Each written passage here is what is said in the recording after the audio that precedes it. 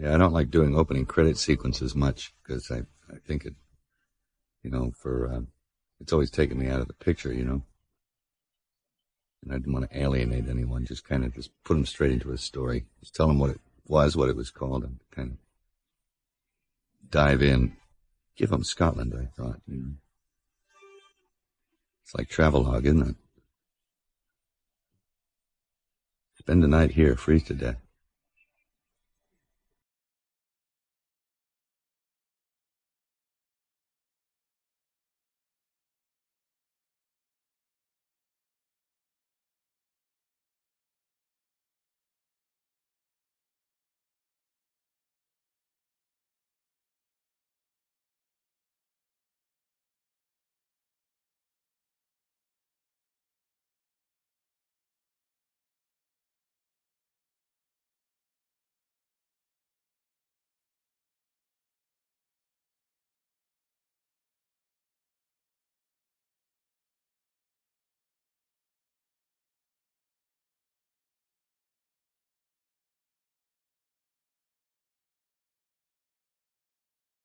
This was actually the first day of principal photography here. All this stuff. This was the first shot, I remember. And it was murderous because it kept raining and we kept stopping. I learned that day that this region was had the highest precipitation in all of Europe, so pretty soon I found that there was very little point in stopping for rain. It's probably raining right there, but you can't see it. Rain doesn't really register on screen unless it's teeming. I told you to stay. Well, I've finished my work. Where are we going? Young James. Kid hadn't acted before except in school plays. We found him in Ayrshire.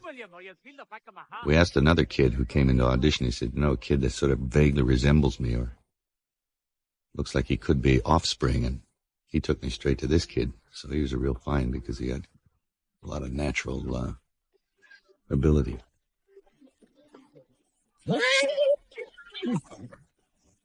Most of the other actors here were found in Ireland. This guy was from Dublin.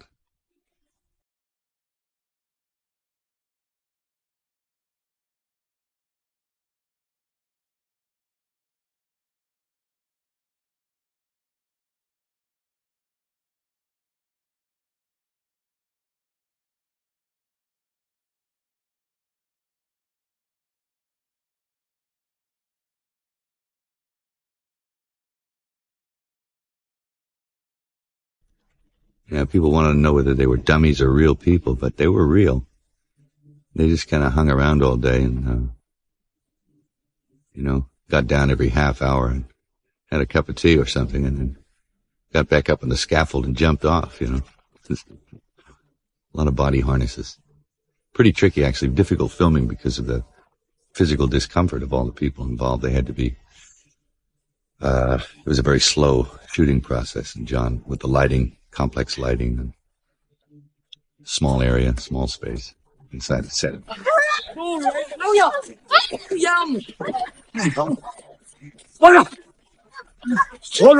All right. Easy, lad.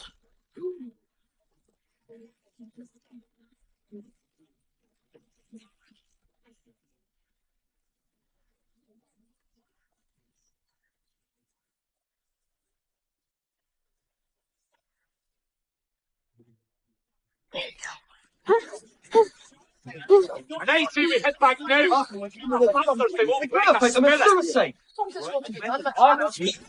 It's right! We fight them! Every nobleman who had a will to fight was at that meeting. We cannot beat an army. There was the 50 farmers we can reach. And we do not have to beat them.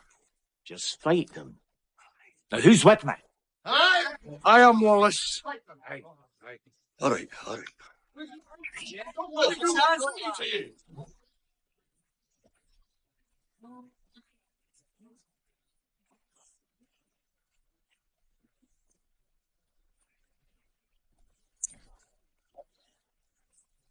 Where do you think you're going? I'm going with you. Oh, you're going with me, eh? What are you going to do? I'm going to help. Hey, a good help you be too. But I need you to stay here and look after the place for me while I'm away. I can fight. I know. I know you can fight.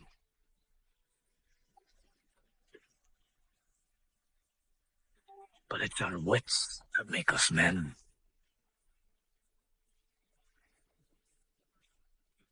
See it more.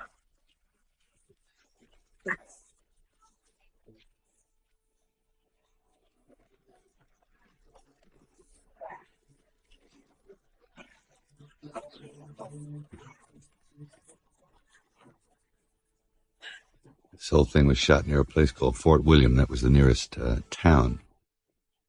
What you're looking at is Glen Nevis and Ben Nevis. Ben being the mountain and the Glen being the low part. English. One of the rare sunny days. With your father and brother gone, they'll kill us and burn the farm. It's up to us, Hamish.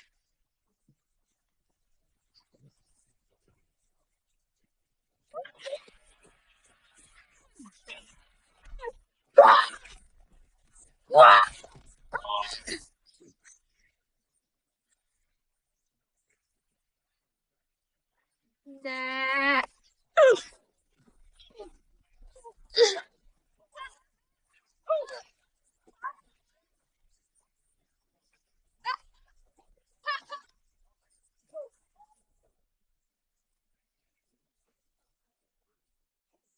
More of those brooding skies. Of course, I think John Toll helped it out a lot with his filters and so forth. He made it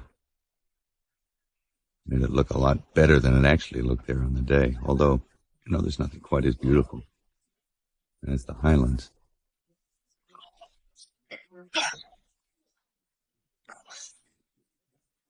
This kid was amazing for not having done anything before. He picked up real quick. He was very intelligent.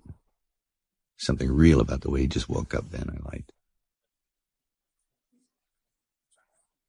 Da?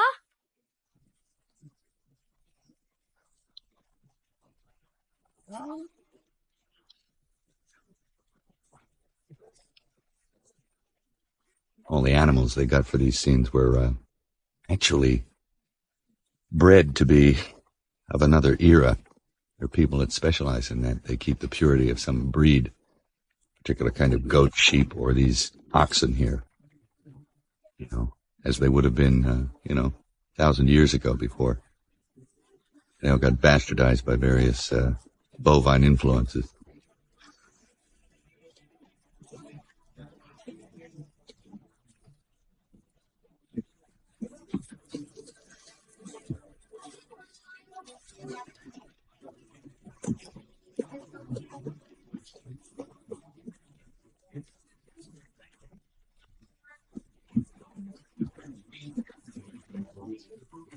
Hear James Horner creeping in the background. Of course, he won the Oscar for the Titanic, but people have said that those scores sound similar, but he did this one first. I actually think it was better, but then I'm prejudiced. Come here, lad.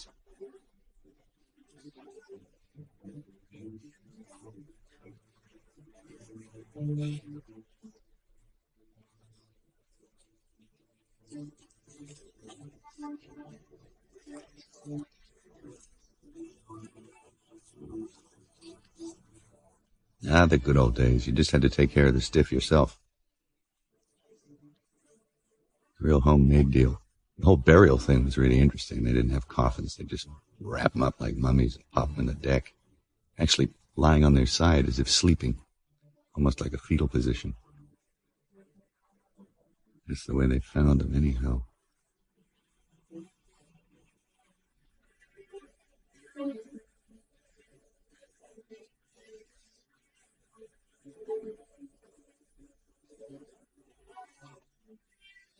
De profundis clamavi ad te domine, domine exaudi voce. Get a Latin expert, cleric guy to give us the old, because they were all Catholic back then, of course, before the Presbyterian thing happened with Knox. I think that was like in the 15th century or 14th century, I can't remember. maybe even the 16th century. But so we had to go back and get the appropriate kind of Latin Rite funeral, as it would have been. Amen.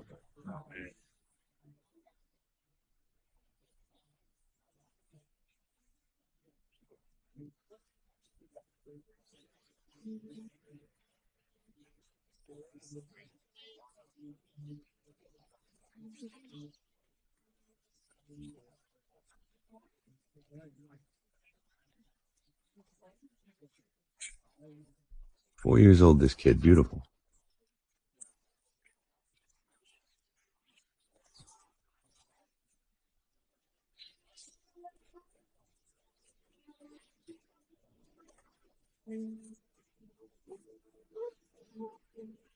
I guess the thistle is the symbol of Scotland, but I think if a 4-year-old kid tried to pick one, she'd be screaming in pain. So we kind of faked it there.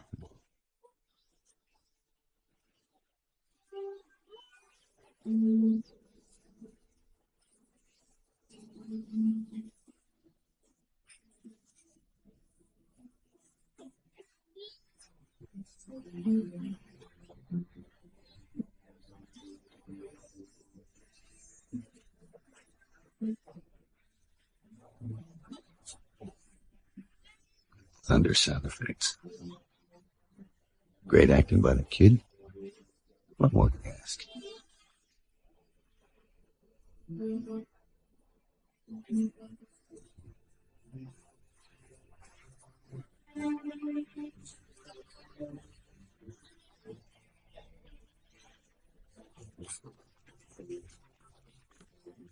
This guy on the white horse is one of my all-time favorite actors. He was like, you don't see him very often, though he does a lot. And if you do see him, you probably don't realize that you've seen him before. William, I'm your uncle, Argyle. He was the first guy to ever play Hannibal Lecter on screen. He did it in a film called Manhunter, and he was really scary. I said to him when I met him, I want to see a whole film about that guy. And he said, well, they've done it with someone You else. have to look at your mother.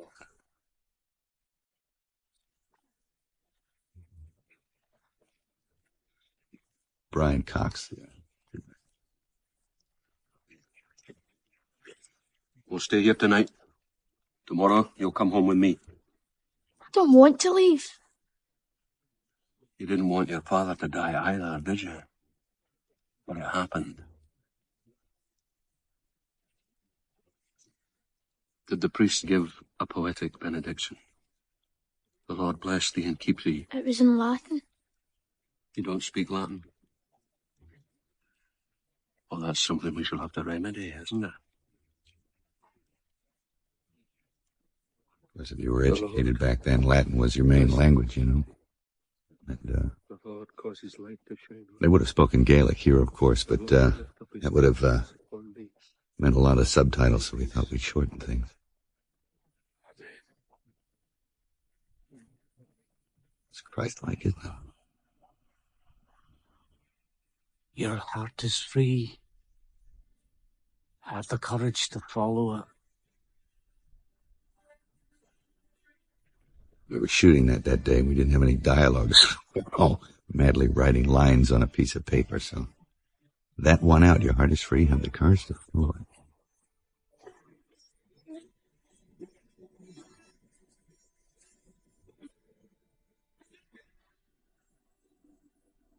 It's John Toll at his best here. What are they doing? Saying goodbye in their own way. Playing outlawed tunes on outlawed pipes. Of course, that's not the actual Scots bagpipe that's playing. That's the Uilleann pipes, which is a smaller version from Ireland. It was the same. It's just more melodic, because Scottish bagpipes tend to sound like a scalded cat. Although they have their place in certain, for certain kinds of sounds, but I just found the Irish pipes to be more romantic, you know.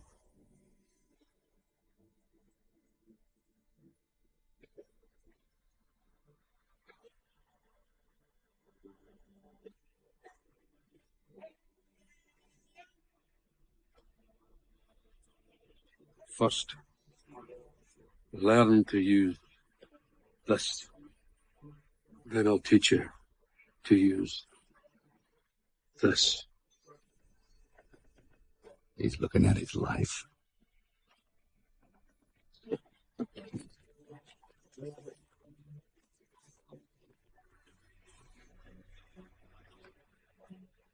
Amazing, this geography here is just beautiful. Anywhere you could throw the camera on the ground, it would look fantastic. And if you got someone like John Toll throwing the camera on the ground, it looks more fantastic because it lends itself to that anamorphic frame. Because it's not that great in altitude. I think the highest peaks there was, Edward you know, Longshanks, king of not that England, high, maybe 400 surprised feet. the wedding of his eldest son, who would succeed him to the throne. Amen.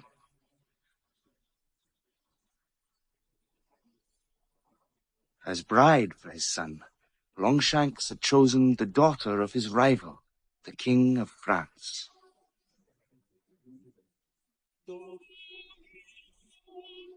She's quite perfect to look at. She looks like a statue. And I thought it was good if you're going to get some French queen or princess, get someone from France. She fit the bill perfectly. And no one could figure out who this guy was. This guy, the king. Because we actually doctored him with a prosthetic nose. It was widely whispered that for the princess to conceive, And he's this Longshanks would have to fellow who used to be on all these TV shows in the mid-60s. And he was actually offered all the James Bond movies. He was a very handsome young actor, and he was real hot, had a lot of heat on him, and he turned it down because he didn't think it was a proper thing to do, I guess. I never really got to the bottom of that. He's a great actor. No problem to anyone with strength. But how will they believe our strength when we cannot rule the whole of our own island? There's something kind of austere about him, and frightening even. There's this kind of wildness in the eye that's, you never quite know what he's going to do, but it's just perfect. Where is my son? Pardon, my lord. He asked me to come in his stead. I sent for him, and he sends you. Shall I leave, my lord? If he wants his queen to rule when I am gone, then by all means stay and learn how. Please.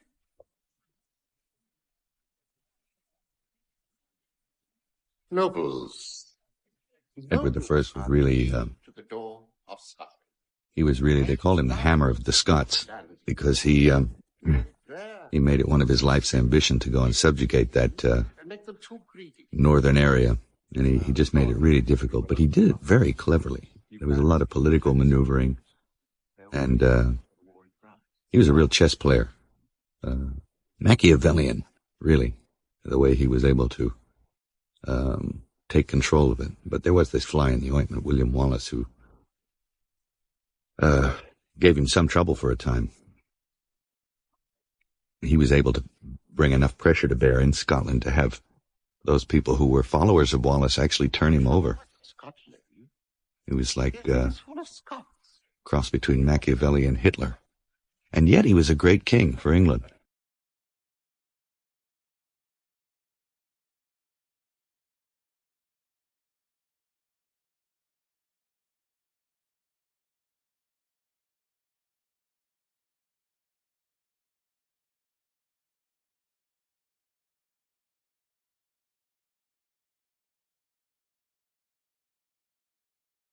Yes, I don't believe that they practiced this custom at that time. This was done for the purposes of cinematic, The kind of lords we to be cinematically compelling, make You it saw no taxes, eh?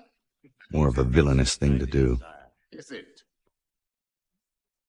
But indeed, it was it was their version of ethnic cleansing. You go in and Gathered the council of Scottish impregnate the locals and have loyalties was Robert, through bloodline. 17th Earl of Bruce,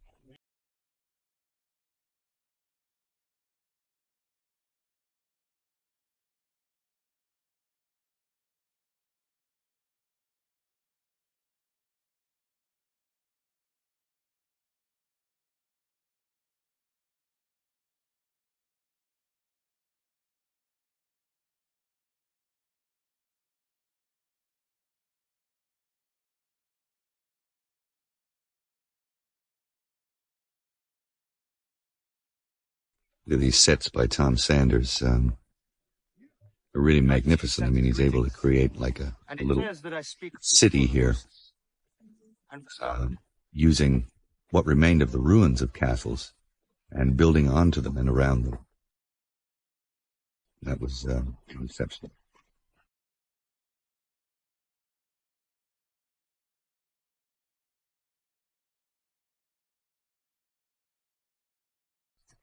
Speaking of the sets, I mean, he took aerial photographs of the ruins of places and deduced that the dwellings and towns in the northern regions would have looked like this, you know, these stone kind of round things, almost Native American, you know, they just had a hole in the middle and you'd burn a fire and they'd go up through the middle. And like a big stone wigwam.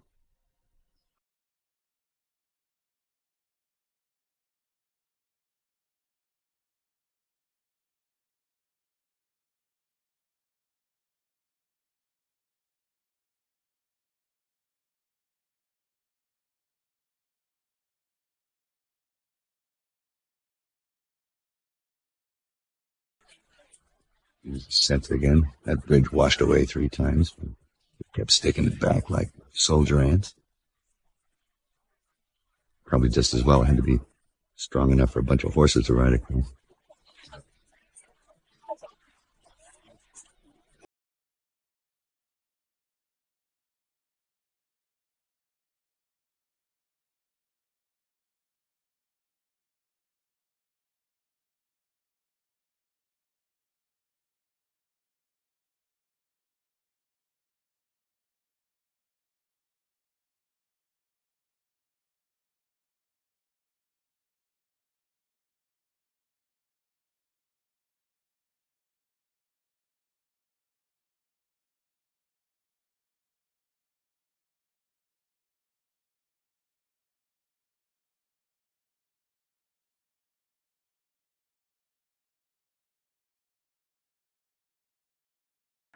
You've dropped your rock. Test of manhood. You win. Yeah. Call it a test of soldiery, then. The English won't let us train with weapons, so we train with stones. Well, a test of a soldier is not in his arm. It's here. No. It's here.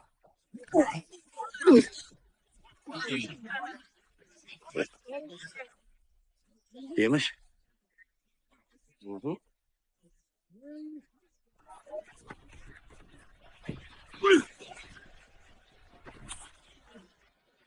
Scots were always big on games.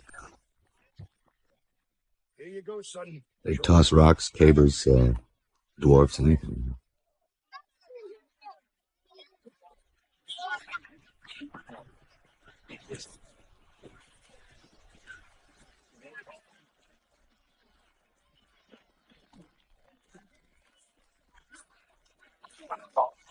That's a good throw. Hi, boss. I was wondering if you could do that when it matters. As it matters in battle. Could you crush a man with that throw? I could crush you like a worm.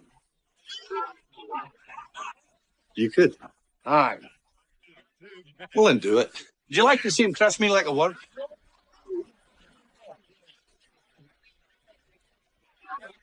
Come do it. Get a move. I will not. Hey.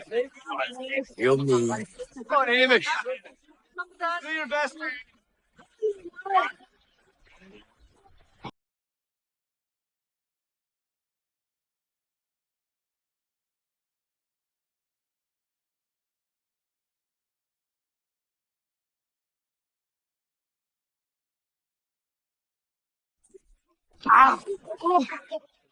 The good thing about Randall Wallace's script is he had scenes like this in it that were kind of fun. And they actually made a point about the difference between strength and brains and were entertaining at the same time. See, he had a lot of whimsy in the writing of this, although it's a pretty hard story. It needed that kind of levity from time to time.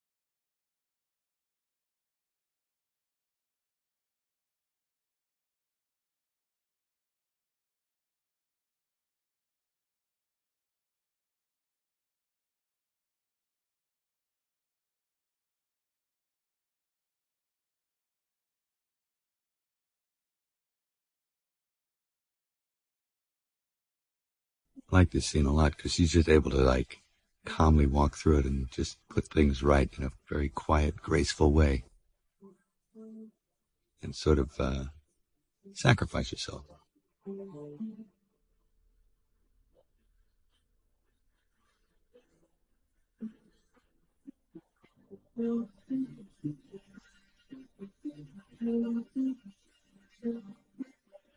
It's interesting to me to sort of, put something quite lyrical into a scene that's essentially pretty violent and nasty. This fellow, people thought we made him up, but no, he's actually got the genuine Glaswegian smile, which is when they actually cut you up in a bar or something. This fellow had never really acted before. We just found him. He looked great, but he had the goods. Tommy Flanagan. This guy, wow.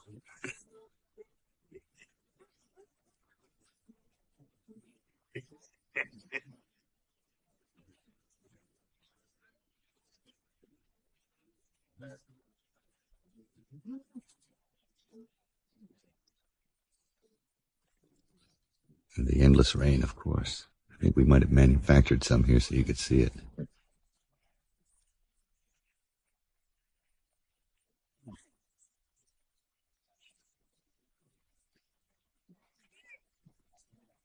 But I don't think we had to try too hard here. Ah, young Wallace. Grand soft evening, huh? Ah, it's that. I was wondering if I might have a word with your daughter. What do you want to have a word with her about? Well, Murren, would you like to come and ride with me on this fine evening? And that? You're out of your mind. Oh, it's good Scottish weather, madam. The rain is falling straight down. Oh, slightly to the side, like. She can't go with you. No. Oh, no the now, anyway. No the now. No the now. We'll see you later. Oh, the weather's just fine. It's hardly raining. You don't hear what I said. Yeah. Murren! Murren, you... Oh. It's you she takes after. See, it's just built for that anamorphic frame. The whole landscape. Got lucky with some birds. Nice transition out of the rain.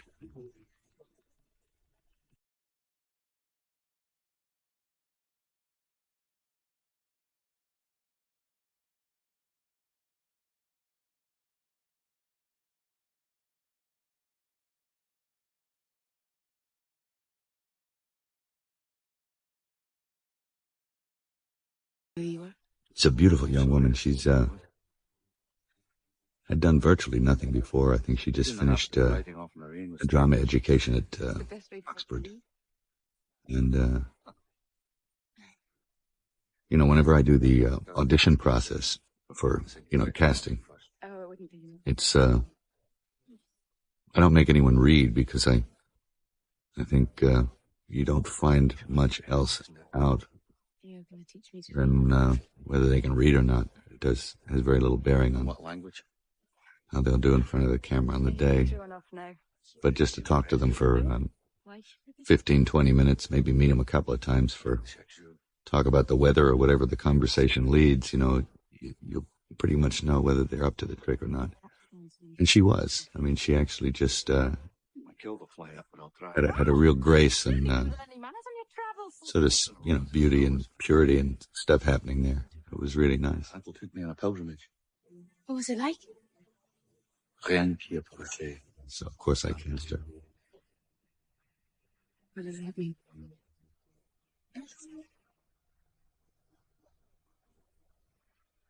But I belong here.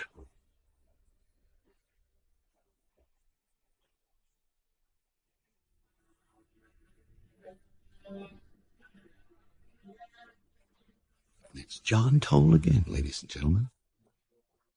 Sitting on the cliff tops. It was freezing up there, but it looked good, so it's worth it.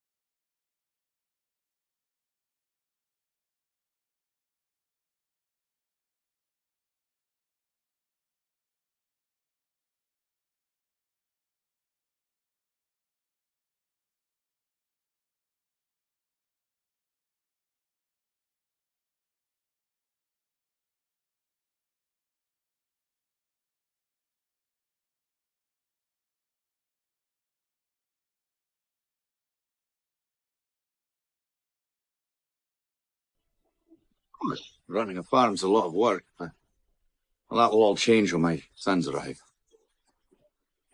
So you've got children? Well, not yet, but I was hoping that you could help me with that. So you want me to marry you then? That's a bit sudden, but all right. Is that what you'd call a proposal? I love you. Always have. I want to marry you.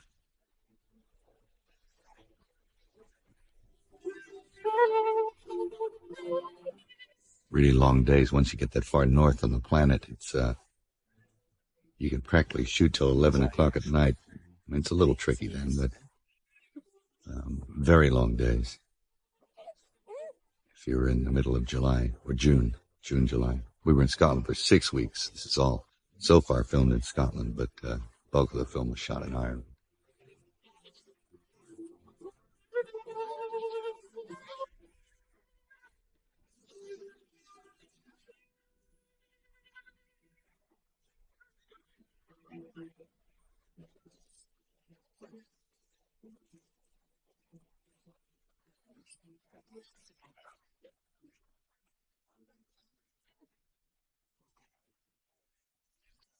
That reminds me of Ringo. We best hurry. He'll be waiting. Oh, wait. Where are you going?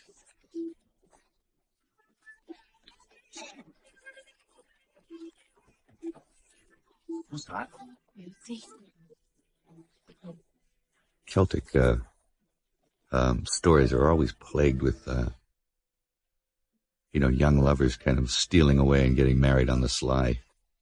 So this is kind of, there's all songs about it and stuff. So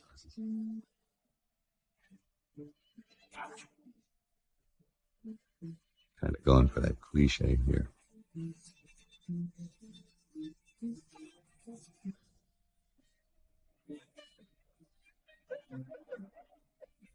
I will love you my whole life. You and no other. We sort of had some kind of melding, I mean, between the pre-Christian and the Christian sort of marriage ceremony here, which is kind of the pagan thing. They used to tie them together with the plaid, with the tartan thing.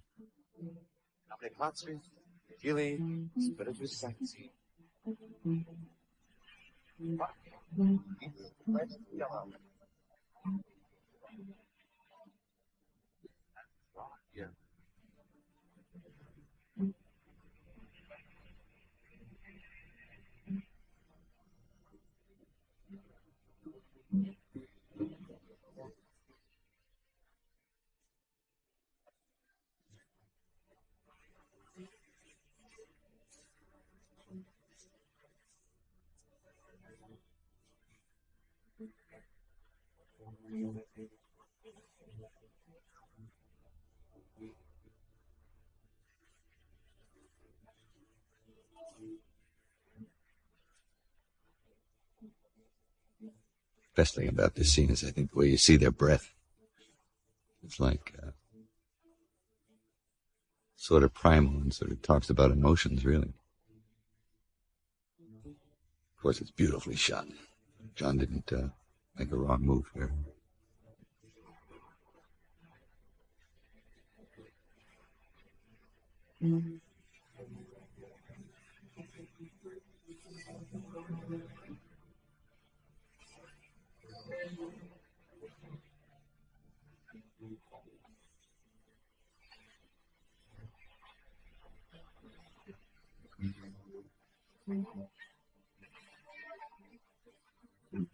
Well, I should have shaved my knuckles.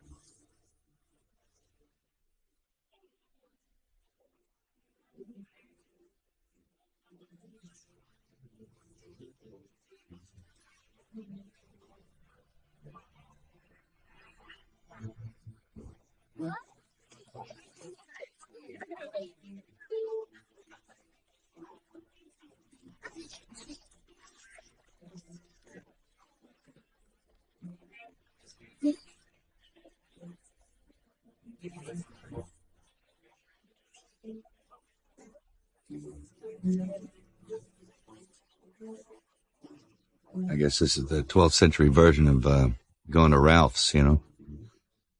It's got a market day in the village when everyone brings their vegetables in. Whatever they want to swap for currency. At least up here.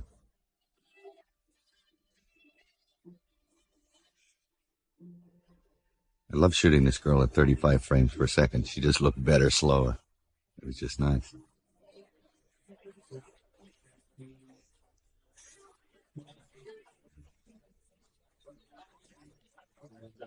When am I going to see you again? Tonight. I can't. My dad's gone suspicious. I'm not suspicious of you and Hamlet.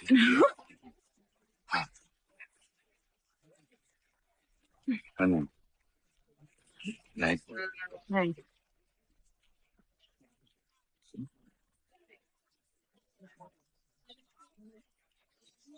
Look lively, Sergeant.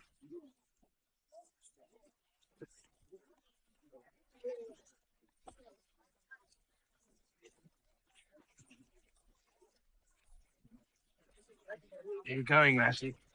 Oh, that looks heavy. Can we help you? Hey. Sure. This guy loved being creepy. John Byrne, I think his name was.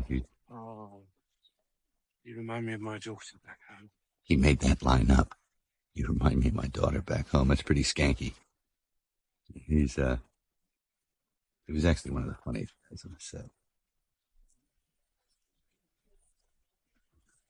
Hello, lassie.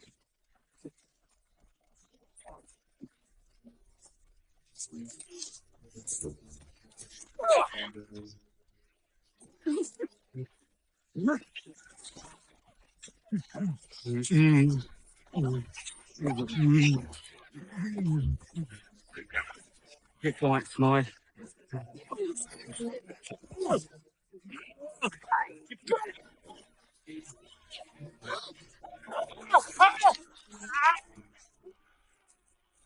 I guess no means no.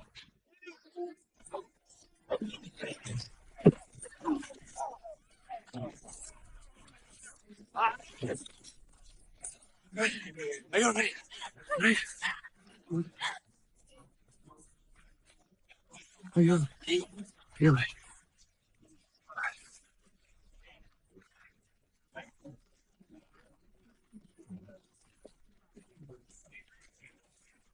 You're right. Right.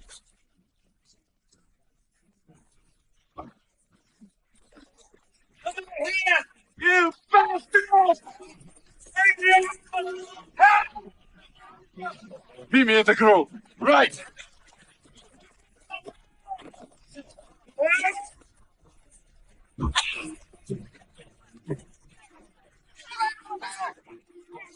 This sequence was initially much longer, and we were just running out of time. And we had to shoot it in a day, the whole thing with escapes and battles, and so we had to think on our feet pretty much. And just find a quick way of doing stuff. Cutting back and forth. Oh.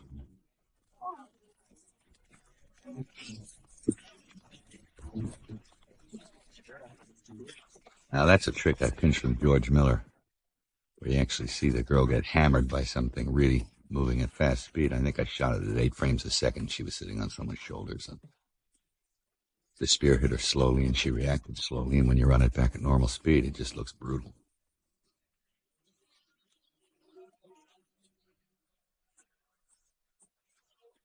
It helps to have worked with good people in the past. George Miller and Peter Weir. Particularly for a film that's as kinetic as this one ended up being. You know, having worked with them really served me well. These guys are my film school. I was always hanging around the hub asking them questions. And they were very generous. They just always explained what the hell they were doing. And it was really, really cool. Like, Peter Weir would often shoot things like just normal scenes at like 28 frames a second. What's that about? He says, I don't know. He says, more graceful, you know? And like I was, whenever you see that girl, I mean, she's moving a little slower because she just looks so beautiful. I just wanted to dwell there a little and have her be graceful. And and flow. And it works. It's almost imperceptible, but it works. And this day's lawlessness is how you repay my leniency.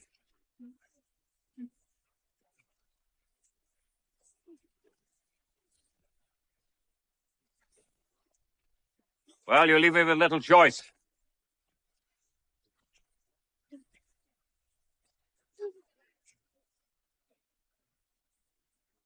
An assault on the king's soldiers is the same as an assault on the king himself.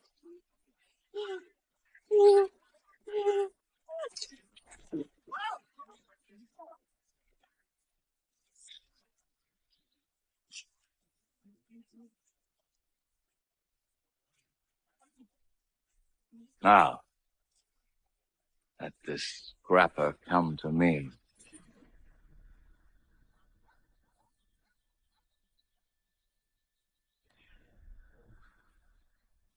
I like this sequence a lot because it was really not on the page. I mean, it was on the page that he comes in and gets even, but the way he comes in and gets even was not on the page. So it was, and the tendency is like one expects him to just rush in and take command and stuff. And I thought, no, I'm going to milk it. I'm going to just milk it. I'm going to make it very slow and then really fool around with speeds a lot and hold off and hold off.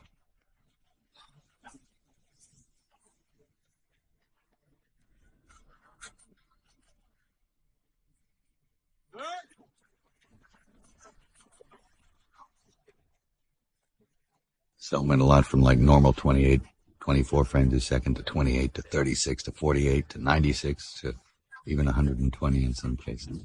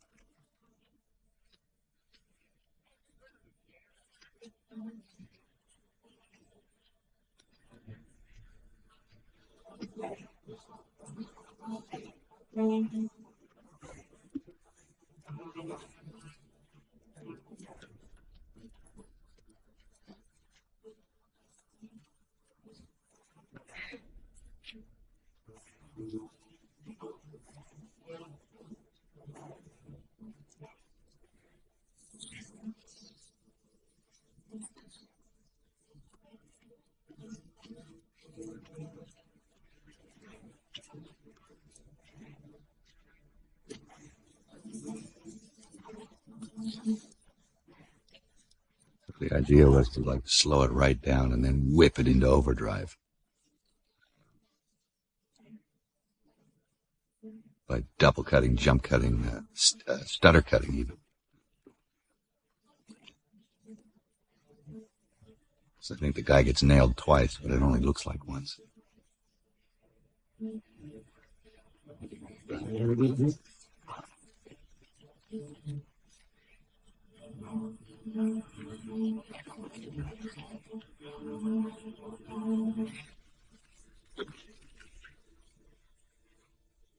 Strikes him at 96, then he strikes him again at 21, and I cut a frame out on impact to make it more vicious. Which is something I did a lot of. As many as, just chop 8 frames out. So it's almost imperceptible, whatever I could get away with, actually. Hiring of amputees who take falls, jump cut from one shot to another. The guy already had it in him. I saw a similar kind of devices used after I did it. I was really flattered that Spielberg did it. But you could tell he was doing it more. It was more, and he did it for a deliberate effect. I mean, he wanted you to see that. They're kind of like sort of going back up and down, and then almost like Charlie Chaplin, and then and he used that, and it was more noticeable, which is good because it worked great, but it was sort of flattering, and it was also flattering that he went over to Ireland and shot with the Irish Army and did all that. Corporal, some archers on the tower now.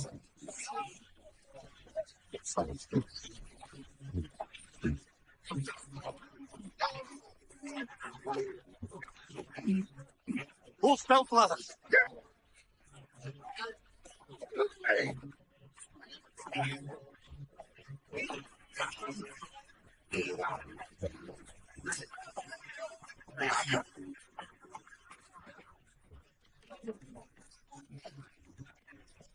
And the stunt guys were fantastic on this. There was a fellow called Mick Rogers and Simon Crane.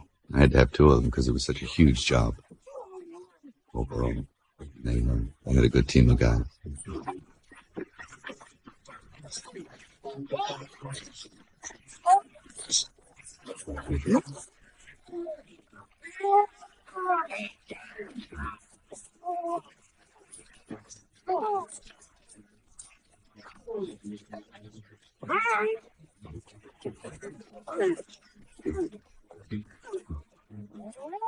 There's some film wizardry. Whoa. Shish kebab.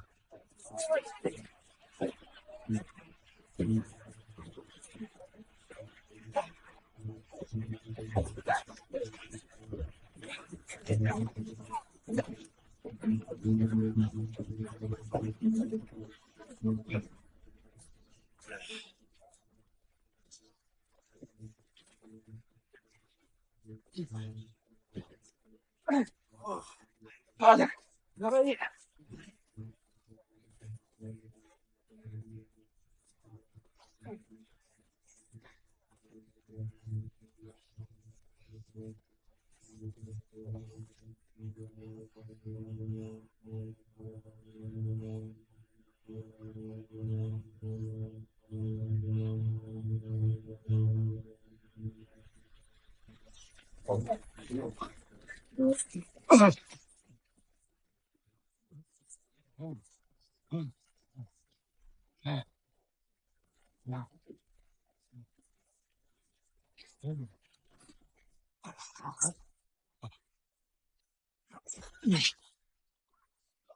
Fairly gross.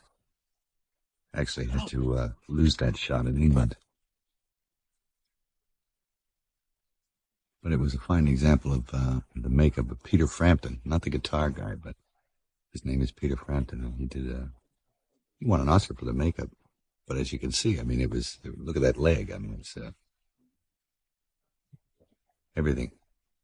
Everyone looked dirty and grubby and gritty. It was before the days of terrific hygiene. And everyone looked kind of right.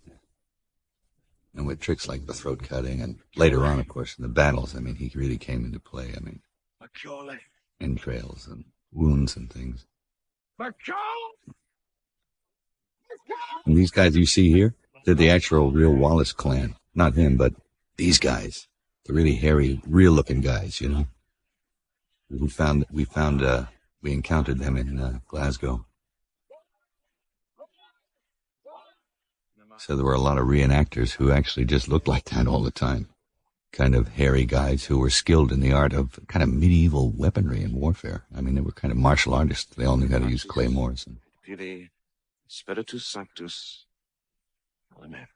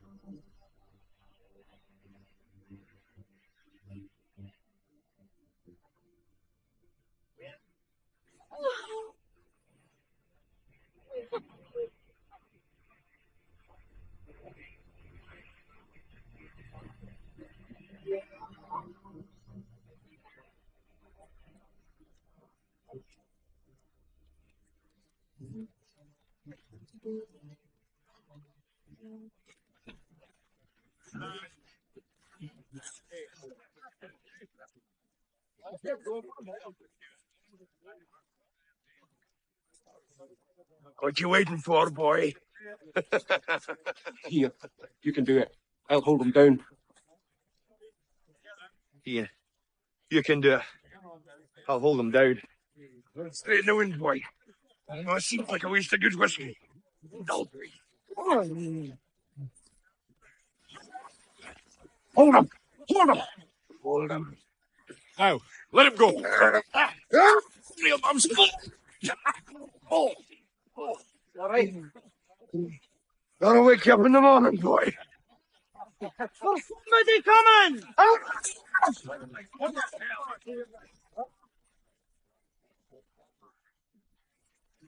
Somebody coming. McGregor's from the next clan.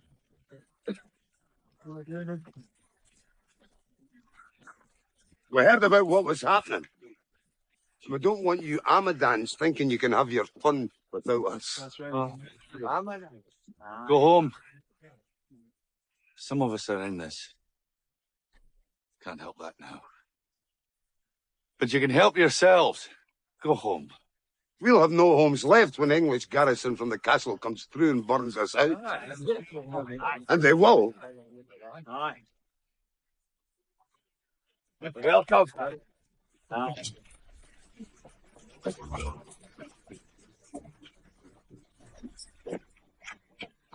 That Mother Nature provided us with some spectacular shots here.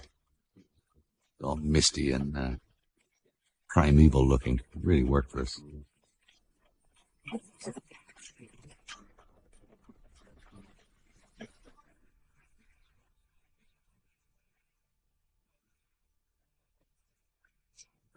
Patrol returning, my lord. This sequence, too, was initially, as written, was a huge pitched battle. But I knew that the set piece was yet to come, and I didn't want to overdo it here, so we found a shortcut. We managed to shoot this entire sequence in a day. And wherever we got the opportunity to burn it set, we simply burnt it, whether it was in the script or not. So I want here.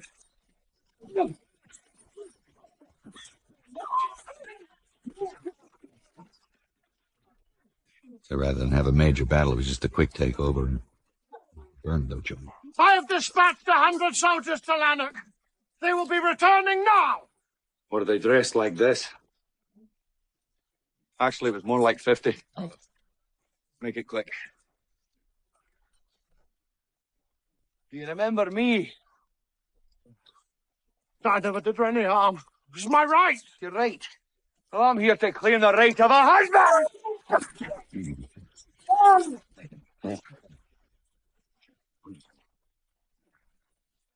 I'm William Wallace. And the rest of you will be spared. Go back to England and tell them there that Scotland's daughters and her sons are yours no more. Tell them Scotland is free.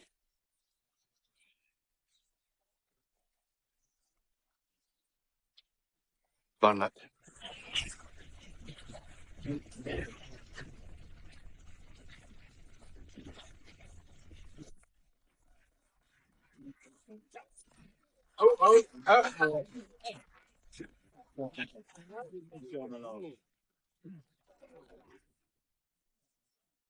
Yeah, I love Tom Sanders' sets here. He did a lot of frescoes on the walls and gave it almost a kind of Roman look. And I guess these things did happen. Probably not as much as the vaulted ceilings and the wall paintings. Looks like ancient Greece or something. And how would you deal with this? Good look. Brigand?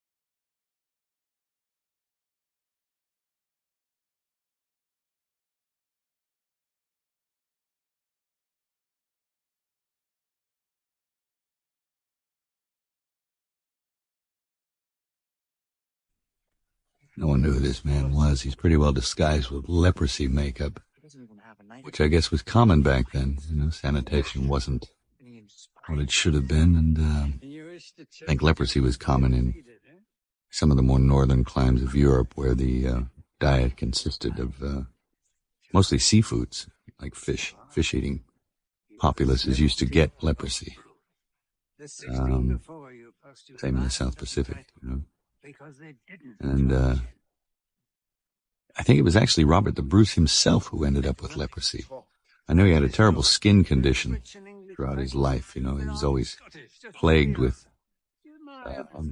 psoriasis or something. So we just transferred it to this specter-like kind of bad angel. You know, plays his father, played, of course, by Ian Bannon, who's a great actor, been around for a long time. He's dead now. Died in a car accident this year. But, I admired him for a long time. I just wanted to work with him.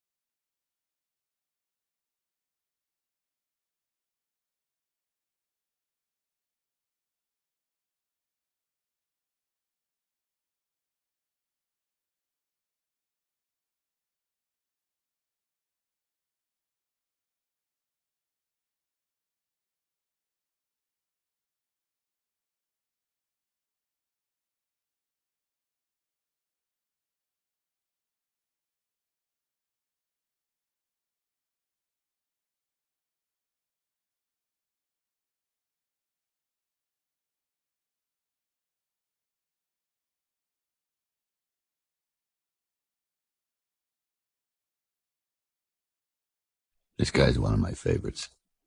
He has a spectacular speaking voice. I'll ask him. I found him to be a really good actor, great guy. If I risk my neck for you. This character in particular really tickles me. Randall brought him into the script at this point, I think, really well. Sort of add levity and like a new face and keep things moving along.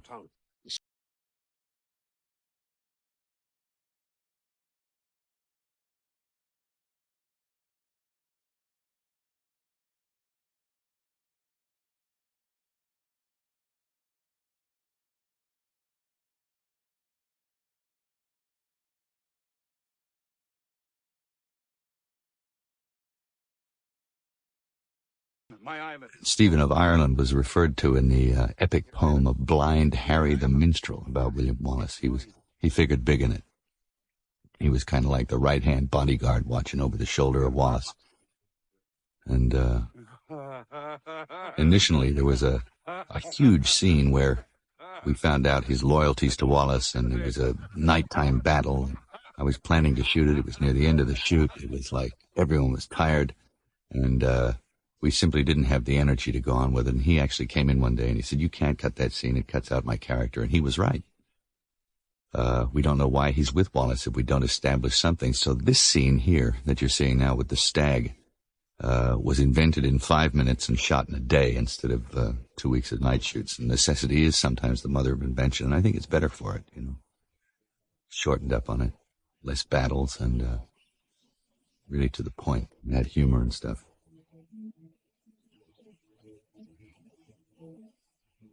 There's not a word spoken till the end.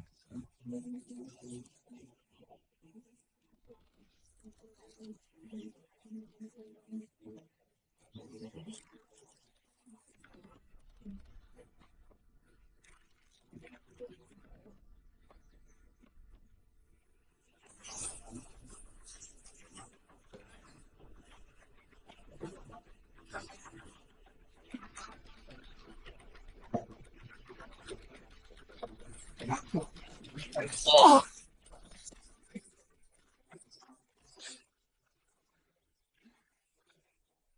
Sure, didn't the Almighty send me to watch your back? I didn't like him anyway. He wasn't right in the head. That firmly establishes that character. Is what he was right. The actor was right. We couldn't cut that scene out, so we got a shorter, better version of it to just get across the essentials.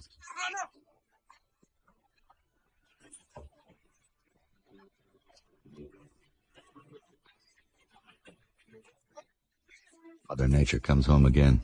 Almost looks digital, doesn't it? I'm advising an army. If you want Stirling, to the nobles' rally. Run with the boots. That guy's my brother. The others will not commit the battle. Sounds just like me if you listen.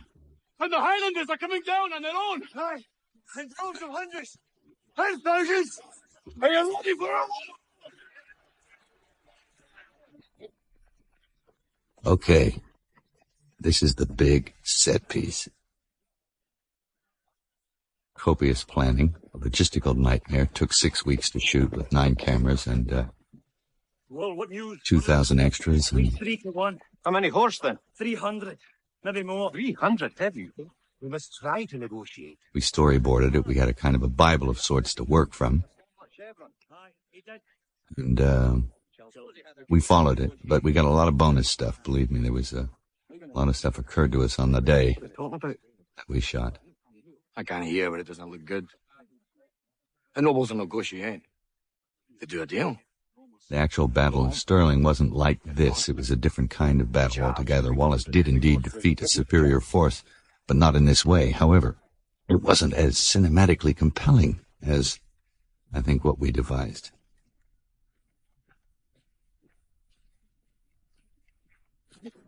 It's interesting, this scene with the opposing force coming over the hill and showing their might wasn't in the storyboards. And it was like we'd almost finished the sequence, and I said, "Oh my God, we have to film this." So we kind of like knocked just all this arrival off in a day, where they get in there and the guys can react to them. It's one of those oversights. You think, my God, we need it. We need these guys to see what's coming their way and be really kind of awed by it, overawed by it. I'm glad we remembered it.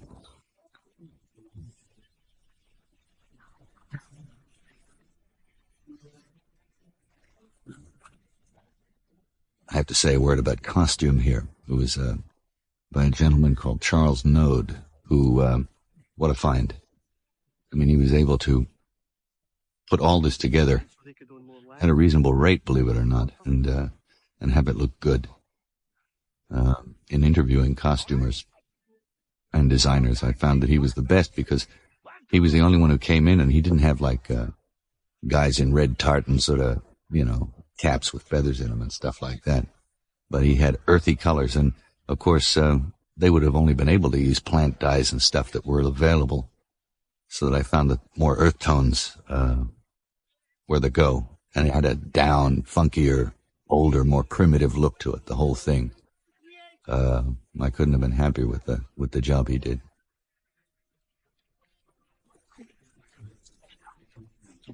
This stuff, everybody asks me about the blue stuff. It does come from an earlier era. It is a very Celtic thing. It goes back to pre-Christian times. I mean, when the Romans first went over to Britain, the British were painted blue. They were the Druids, and it was part of their religious ceremony. The Scots, of course, and the Picts, and they all used this to make themselves more fierce. But earlier than this, however, it just looks so great. I just wanted to utilize it.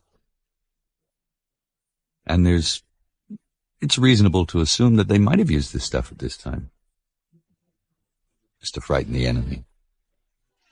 There's artistic license, of course, but there's also, why not? Why wouldn't they have done this? The history is fairly sketchy, so you could, I found I had a lot of, pretty, wide parameters to sort of go in and make a lot of this stuff up. Of course, it was a mixture of legend and history. We adhered to history where we could, but hyped it up with a legend lettuce. The Almighty says this must be a fashionable fight. It's drawn the finest people. Where is thy salute? For presenting yourselves on this battlefield. I give you thanks. This is our army. To join it, you give homage. I give homage to Scotland. And if this is your army, why does it go? We didn't come here to fight for them. Oh, the English are too many.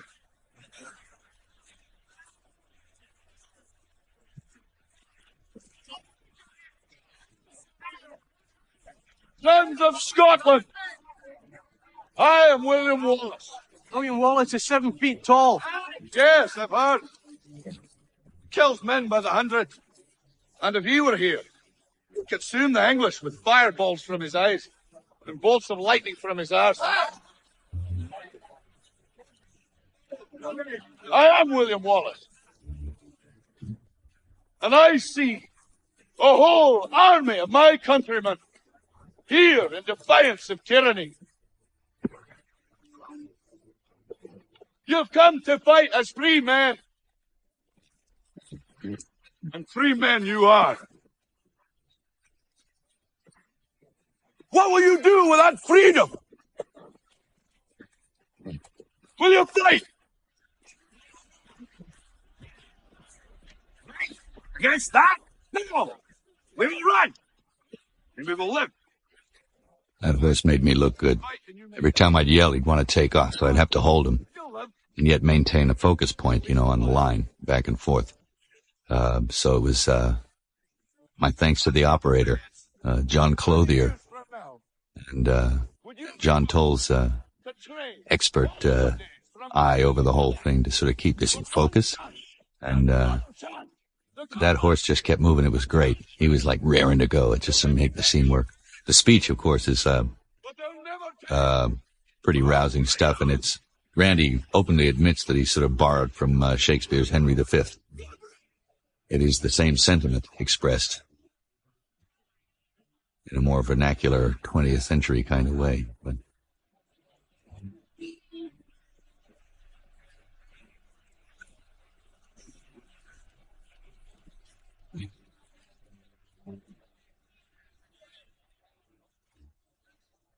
They seem quite optimistic to me.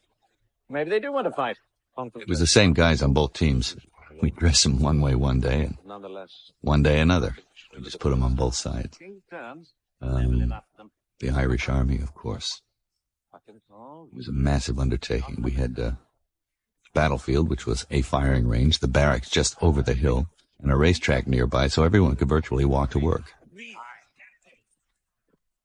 And it needed to be like that because it got pretty complicated. Fine speech. Now what do we do? Just be yourselves. Where are you going? I'm going to pick a fight.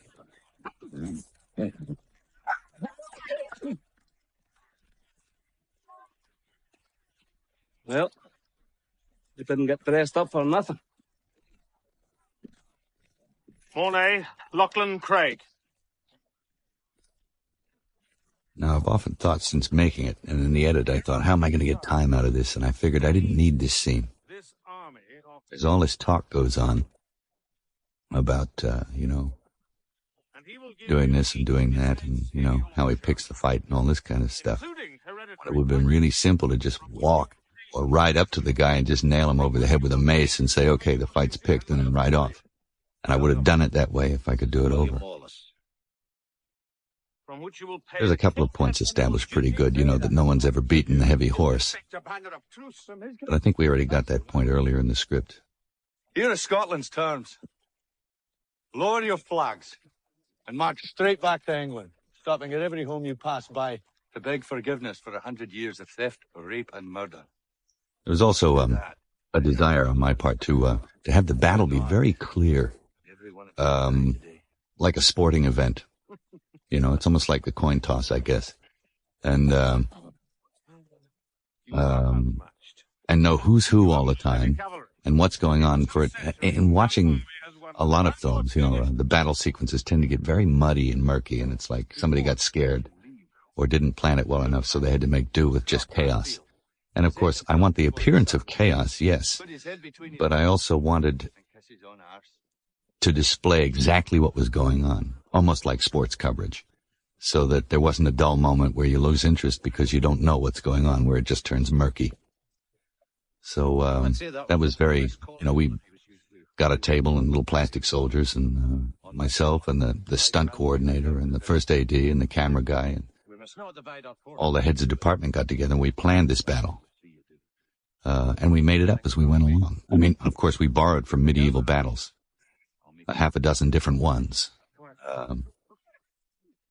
and how to use all the tools of battle, the arrows and the horses and all the various implements of death. Battlefield absolution.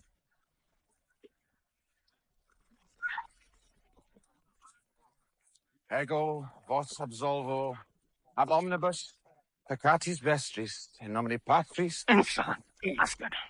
I want this Wallace's heart on a plate. Archers! A lot of horses.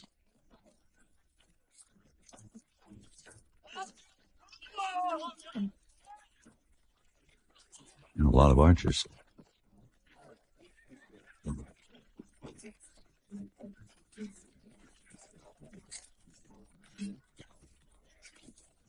Arrows were the trickiest damn thing. To actually have arrows hail into a group of people. But we figured it out.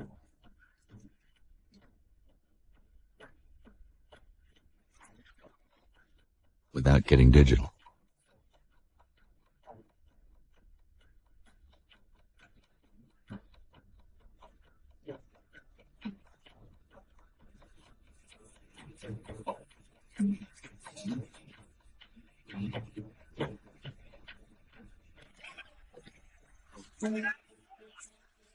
And they used to do this taunting thing before a battle. They'd get right into the yelling and screaming. And in fact, oft times they just go in naked. They paint their entire bodies blue and just try and intimidate the enemy by being like all bunch of naked guys painted blue running at you would kind of intimidate you. So we kind of stopped short of that, but we did go for the front flash, which they also used to do as if to say, look, my balls are bigger than yours. Have a look at these.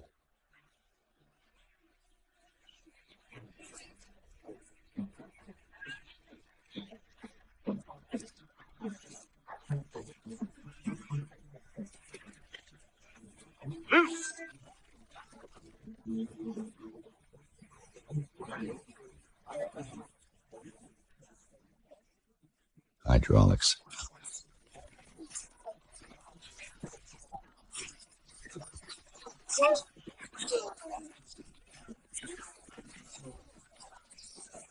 The Lord tells me he can get me out of this mess, but he's pretty sure you're fucked. I like about Randy's script is he just like, right in the heavy parts, he'll put like really funny things in.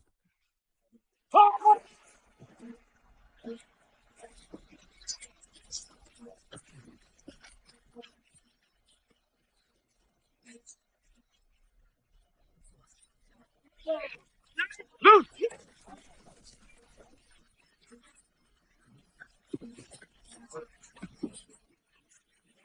You're coming into some of the finest editing you've ever seen by Stephen Rosenblum.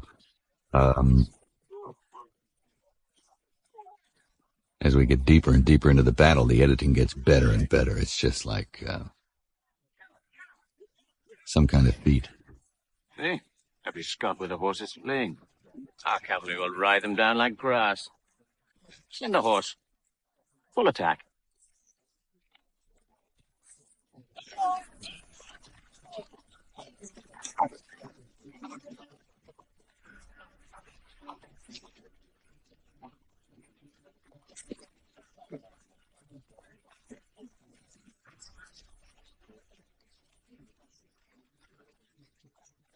Something like 200 horses we had, but it looks like even more.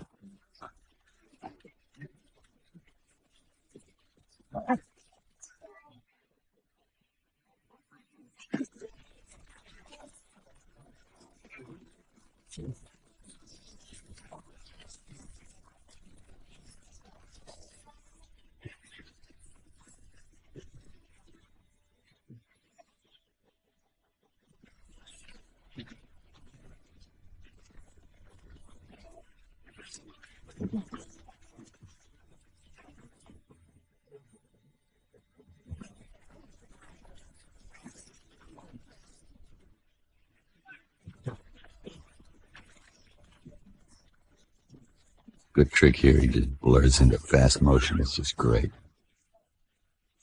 Lets it out. Oh! Oh!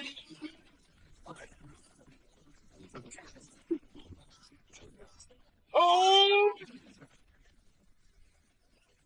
Nice angles.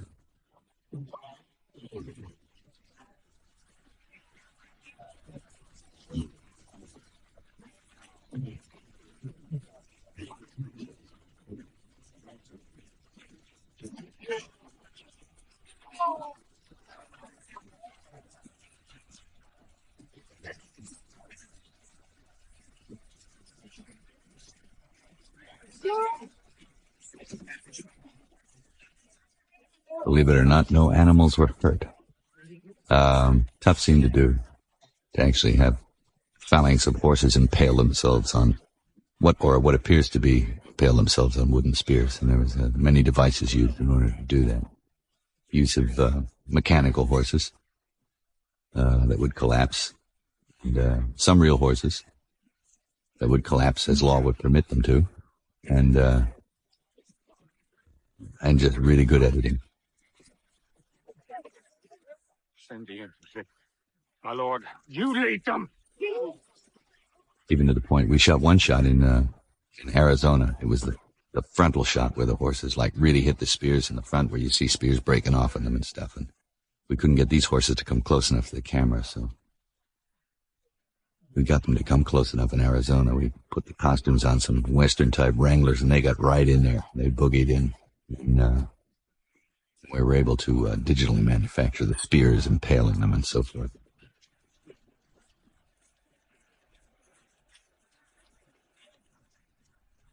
I was 38 years old when I made this, and it was like murder to keep ahead of all the 19-year-old Army guys. I told them to slow down, but they didn't. But I did manage to stay ahead of them, so I guess I'm still got it. But this was good. I love the idea of these two forces just clashing and intermingling, and I wanted total chaos from painting I'd seen, where it was just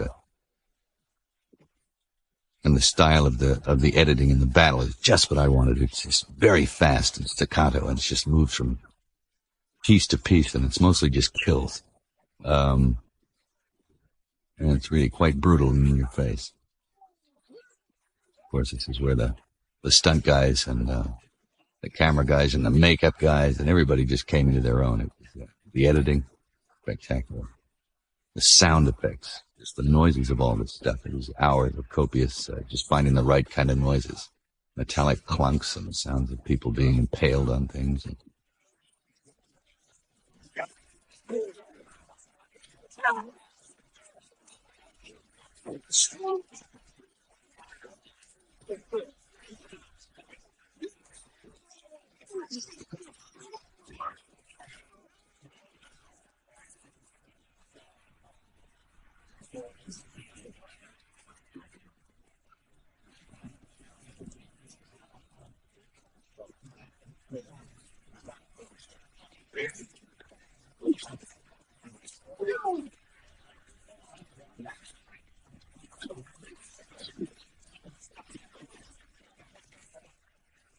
It's raining. Go.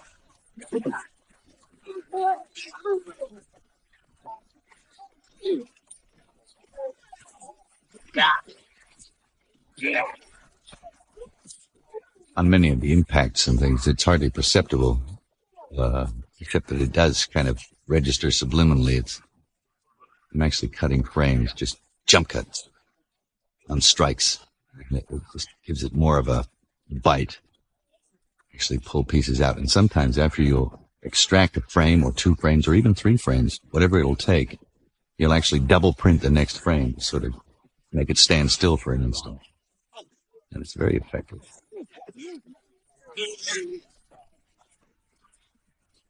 No real people were hurt in this sequence.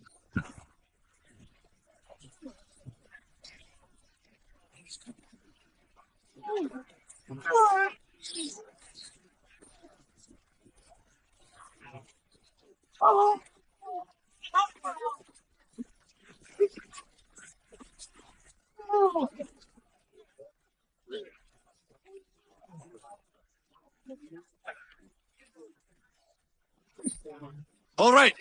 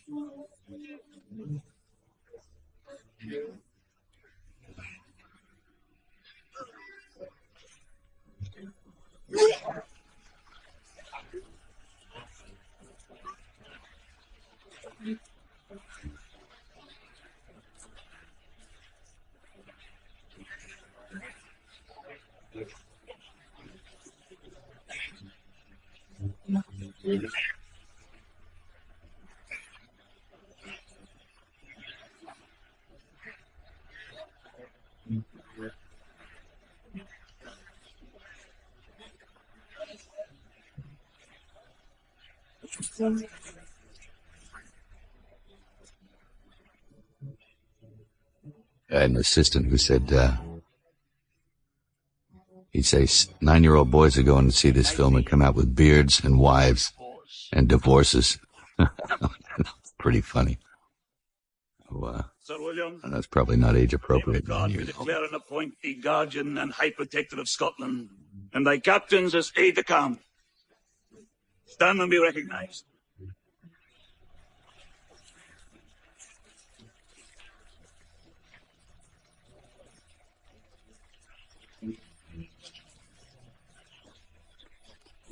Anyone know his policy?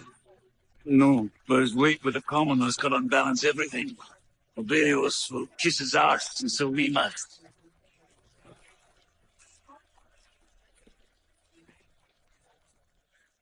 Of course, the Scots at that time had no notion of like unity or being a nation in any way, so it was. We've simplified it here, but it was far more complex than this. Everybody was plotting against everybody else. It was very clannish. And Wallace really did have an idea that he could unite people. He was a kind of a revolutionary who was way ahead of his time.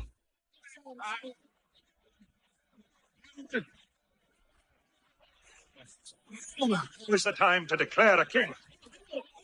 Are you prepared to recognize our legitimate succession? You're the ones who won't support the rightful. Those were lies when you first wrote them. I demand recognition of these documents.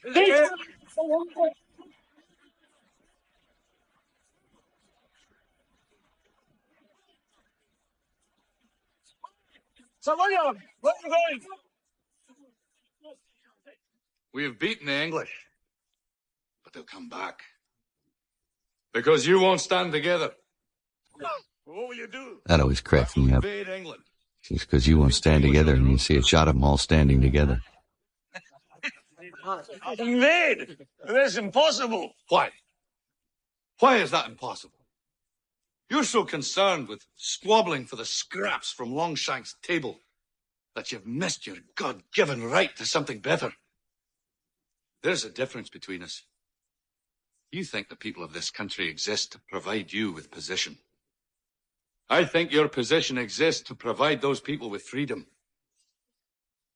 And I go to make sure that they have it.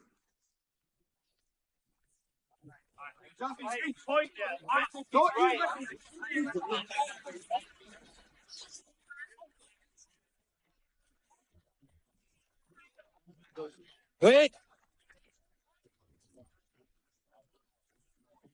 I respect what you said, but remember that these men have lands and castles. Much to risk. And the common man that bleeds on the battlefield, does he risk less?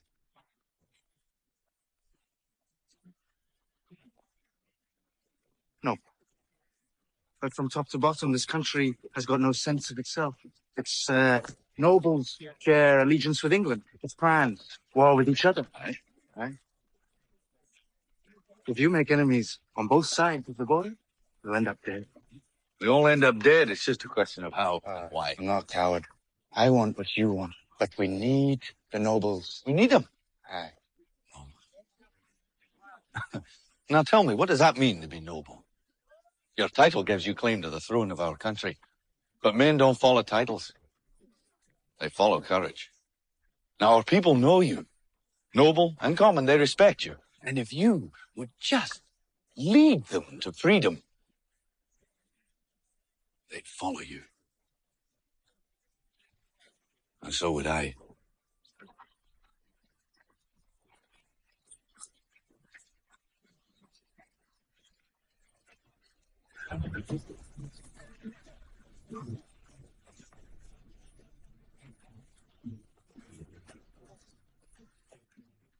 It's just a word about the sets.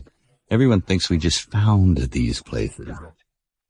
That they must have a lot of these castles and stuff over in Europe, and that it's all there, just go in and use it. But in fact, there's very little stuff of this period that's around. It's only old ruins and things. And Tom Sanders, the set designer, he constructed all this stuff and made it look great. He made it look so great that people think we just found it. This whole town, what appears to be the city of York, was his creation.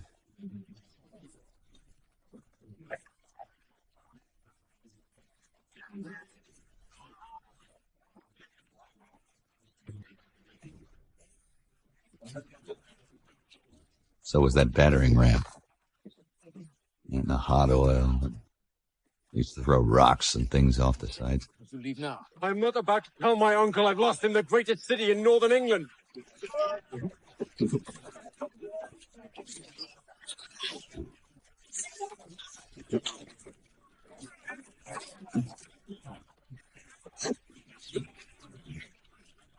We broke the Guinness Book of Records in one aspect in this scene. It was the most guys on fire at one time. And that was the first time we broke it. We broke it again in another scene. There were more guys on fire. Hot oil wouldn't be too good.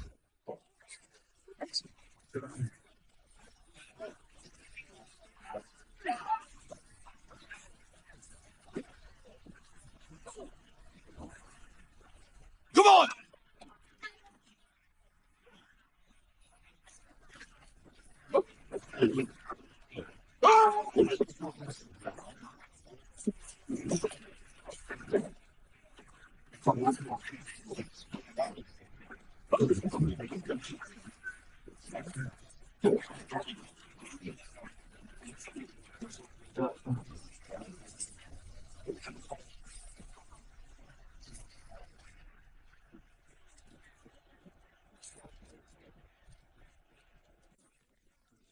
Get ready for the kill!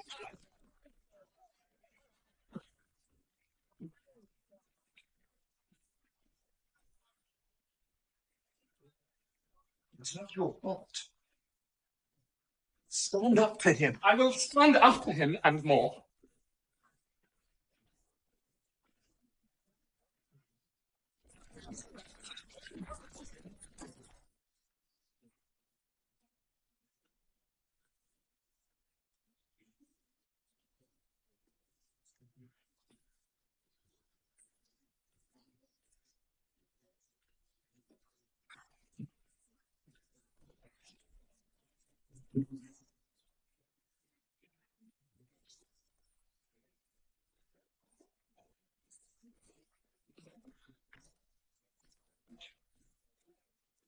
What news of the North? Nothing new, Your Majesty. We've sent riders to speed any word. I heard the word in France, where I was fighting to expand your future kingdom. The word, my son, is that our entire northern army is annihilated. And you have done nothing. I have ordered conscriptions. They're assembled and ready to depart. Excuse me, sire, but there's a very urgent message from York. Come.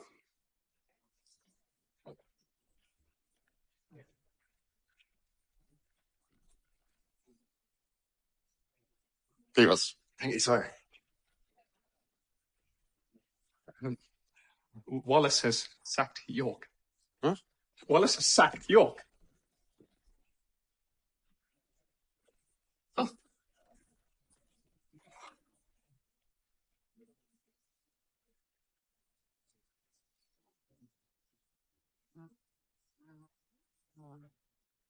Sire, their own nephew. Beast could do such a thing. If he can sack York, he can invade glory. We would stop him. Who is this person who speaks to me as though I needed his advice? I have declared Philip my High Counsel. Is he qualified? I am skilled in the arts of war and military tactics, sir. Are you? And tell me, what advice would you offer on the present situation?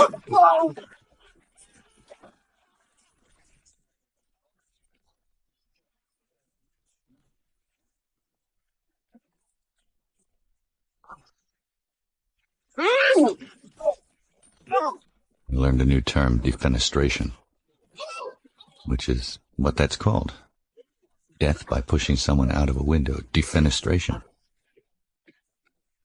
Didn't know that. Must have been fairly common to have a term all for itself. Offer a goose. Tie him off.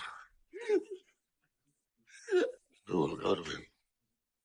Not I. If I fell under the sword of that murderer, it might be my head in a basket. Not my gentle son. The mere sight of him would only encourage an enemy to take over. So, Darcy.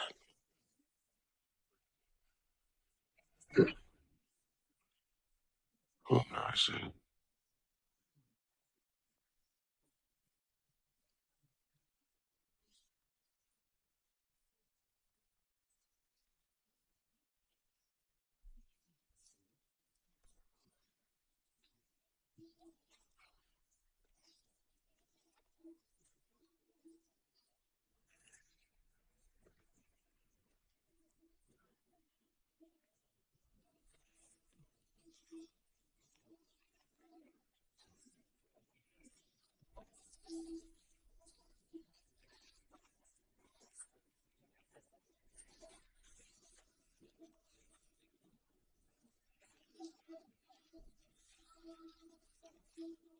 I like this little sequence by Randy. He wrote this in order to remind you of why this guy's fighting. Because the story gets rather long and you forget about this character. Of course, it's Catherine, so he creates a dream where they speak. And you get to know his heart. And she kind of releases him in a way.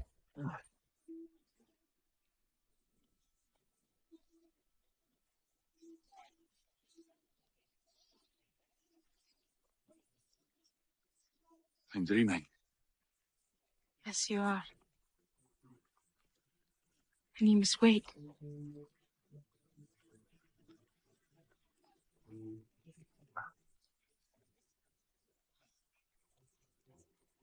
I don't want to wake. I want to stay here with you. And I with you. But you must wait now. Wake up, William. Wake up. William, wake up. William, a royal entourage comes, flying banners of truce, and the standards of Longshanks himself.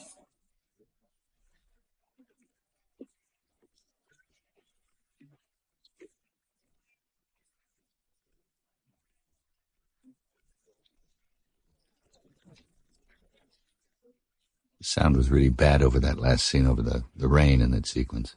But it was one of those curious scenes that we couldn't loop and have it be as good, so I just left it with the sound of the rain hitting the microphones and stuff in it, which kind of worked for it, since it was stylistically kind of not in real time.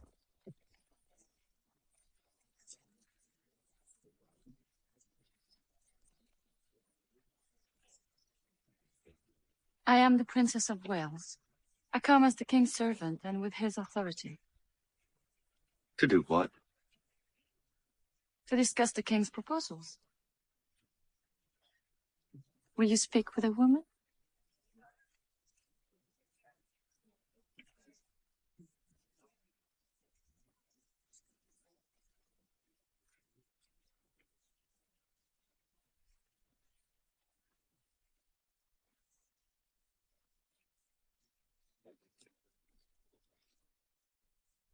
I understand you have recently been given the rank of knight. I've been given nothing. God makes men what they are. Did God make you the succor of peaceful cities? The executioner of the king's nephew, my husband's own cousin. York was the staging point for every invasion of my country. And that royal cousin hanged innocent Scots, even women and children, from the city walls. See, something that wasn't in the film. We shot it, Frank's but it dead wasn't far there. worse the last time he took a Scottish city. Sanguinarius homo indomitus est, et sepidicens mentatium. Ego nunquam pronunciare mendatium. Sed ego sum homo indomitus. Oh, en français, si vous préférez. My father informed me that we'd made a couple of grammatical errors in the Latin there, but only a couple of minor ones. But since it's a dead language, it's only guys like him that are going to pick up on it.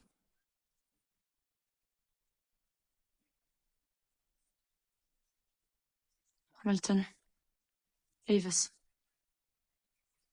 My lady? Leave us. Now.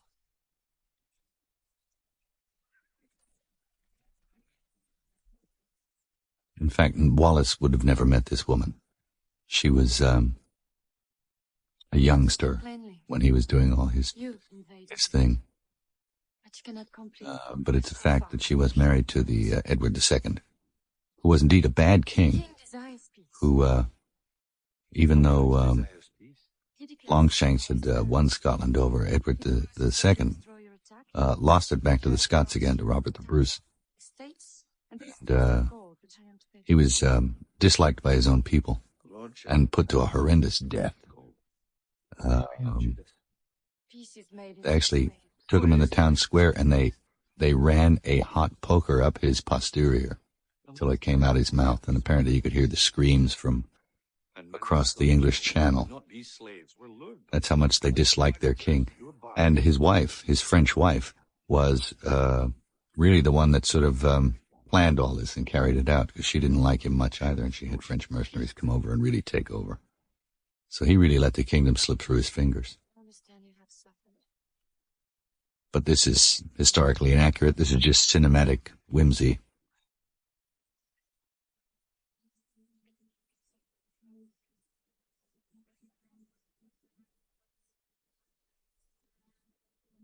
She was my wife. We married in secret because I would not share her with an English lord. They killed her to get to me.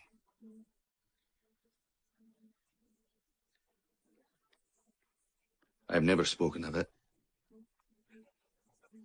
I don't know why I tell you now, except I see her strength in you.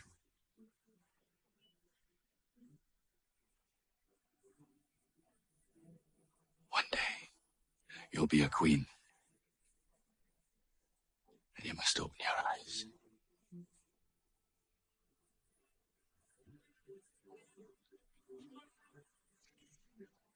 You tell your king that William Wallace will not be ruled, and nor will any Scot while I live. I'm glad to say that, like with all those battles, there were no major injuries of people or animals at any time. And that was because it was done with such planning. And I think there's no excuse for things going wrong if they're planned right and really thought out well. And I was fortunate enough that Mick Rogers and Simon Crane, the stunt coordinators, and David Tomlin, the first AD, were, and myself, in fact, was just always pounding the S word, safety, you know, every chance we could with the troops, with everybody, safety, safety, safety.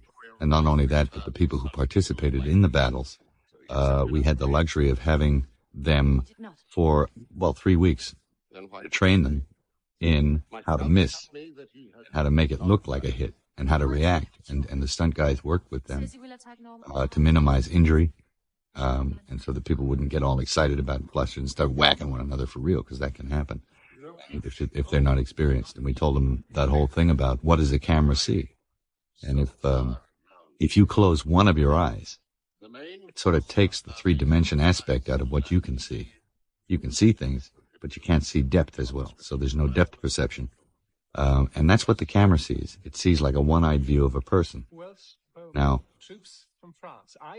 you can't tell if you're missing somebody by 3 feet or 6 inches, or if you're making a good hit. And if you miss him by 3 feet and the guy reacts the right way, well, it looks like a good hit. So they were all schooled in these pretty basic yet, valuable techniques of how not to get injured. And I think there was a broken nose, a broken angle, and a hangnail. That was it. A horse stepped on me one day, but the poor animal, he's not to be blamed for that. He's just an animal. But mind you, I had a chiropractor on the set at all times too. He was there working full time. All the members of the cast and people in the battles, and the guys anybody that would get a pull or a strain or something out, they were in that tent where the guy set up shop, and he was working on their physic to sort of get it back to where it was. So he was a really valuable asset in a film like this. Just the backup team. Speaking of backup teams, I mean, just the food bill alone, to feed everybody every day. I mean, there were some days on the set, particularly in that major battle in the middle of the film, the Stirling battle, there were 3,500 people every day, cast and crew, all in, be fed, and all have their place. That took a tremendous amount of organizational skill. Again, 10 points for David Tomlin, He's got the Guinness World Book of Records for having the most people ever in a crowd scene. He did 300,000 people in Gandhi by simply throwing a camera out there on a holy day when the people of India went to the Ganges, and essentially the wardrobe hadn't changed for 30 years, so he was in safe territory there. But he's a smart guy, and he saved a lot of time and money. He even made suggestions for cuts and things in the film, which I thought, that's a good idea. He had some really good ideas, some valuable ideas, and it really is. His mark is on this film as well, which is great, because no one ever does this stuff alone. It's like a real. It's got to be like an army going in. I was the general, but you had to have good officers. It was cool. I'd do it again. Except I wouldn't be in it, And indeed, I didn't want to be in it when I was taking it to Paramount, because Wallace would have been younger. I did this in my late 30s, and it was like, William Wallace was like 25, And I think he was dead by the age of 30. I think I did get away with it, but it's like, because no one knew how old the guy really was.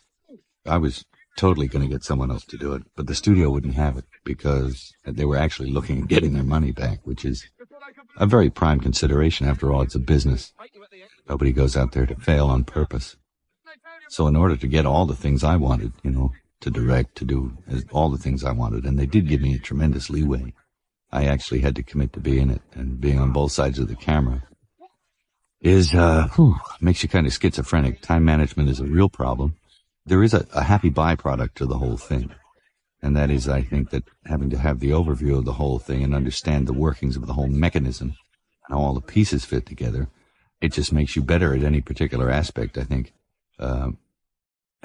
When it came time to get in front of the camera, I was loath to do so. I really didn't want to. The best days I had on it was when other people were working and I could sit behind the camera. I really enjoyed it a lot more when I had to actually get painted up and do all the costuming and stuff and get in front of the camera. It was like torture because there was that extra aspect of that acting job, of appearing, of being the mug that's going to take the shots, that I didn't need that sort of pressure.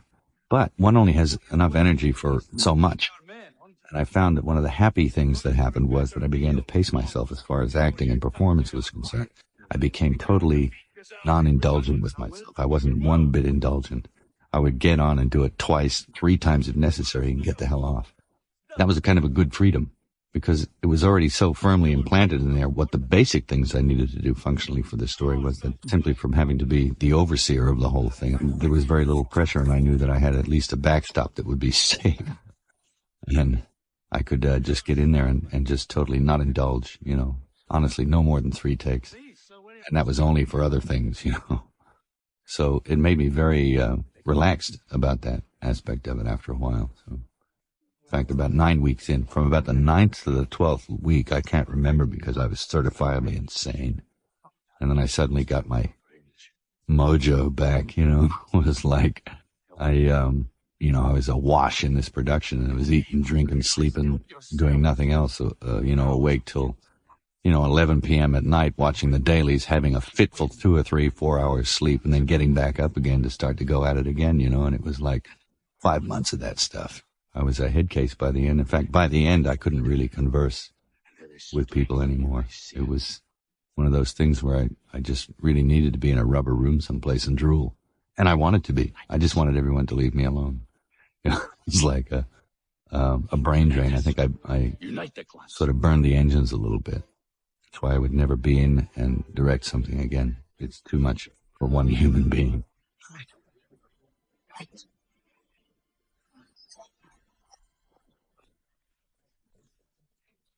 This cannot be the way. You said yourself, the nobles will not support Wallace.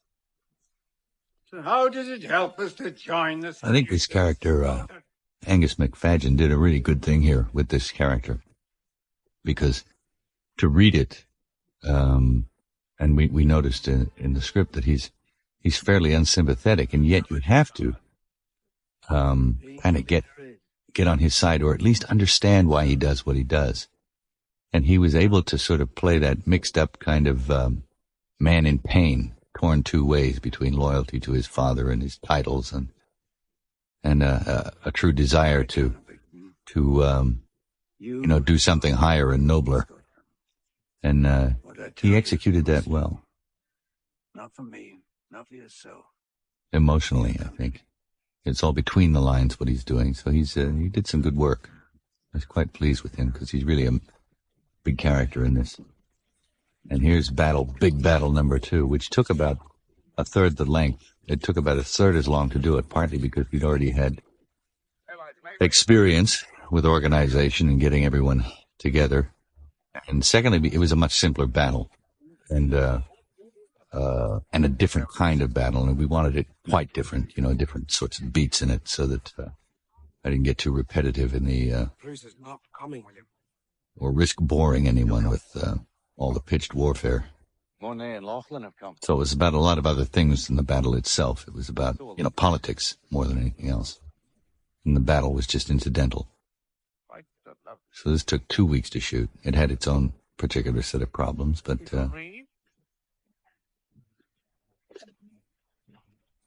The archers are ready, sir. there was some digital enhancement used here with numbers, or at least moving the people around and then shooting the same thing, sort of laser controlled movement on cameras and so forth, which we used a small amount of in the first battle sequence as well. That guy who just lifted the flag up was my assistant on the film.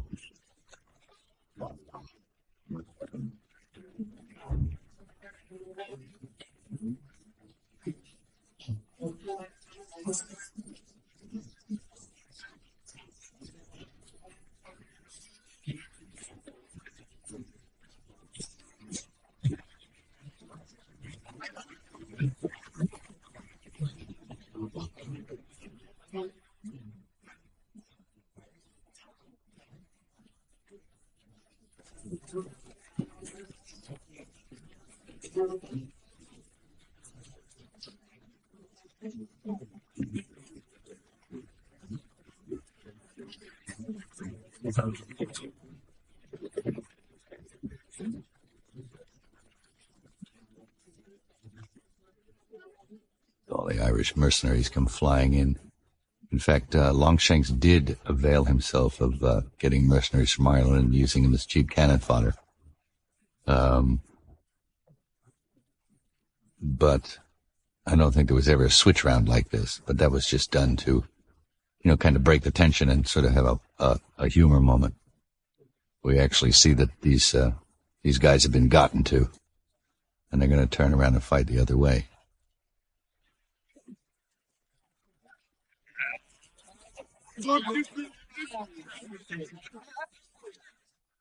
Brings it down to a pretty ordinary level, like work. Glad to have you with us. What's this?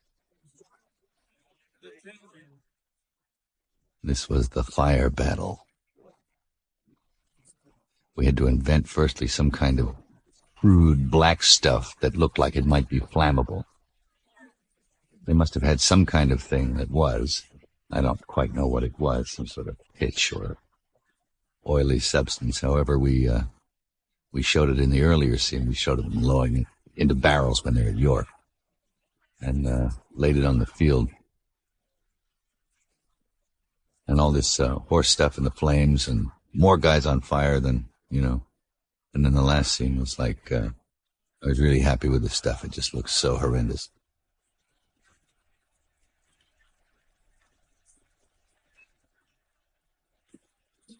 There's football tackle, battlefield.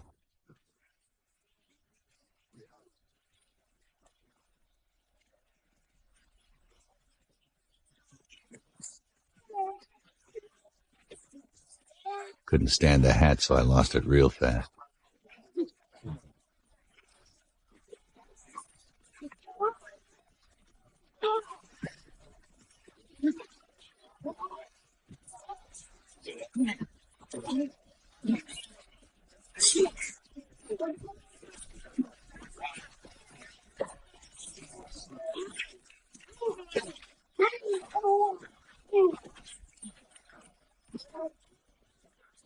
I was really not just lucky. I mean, I was lucky, yes, but and fortunate, but to have an editor as good as Steve Rosenblum was to really bring his own thing to it.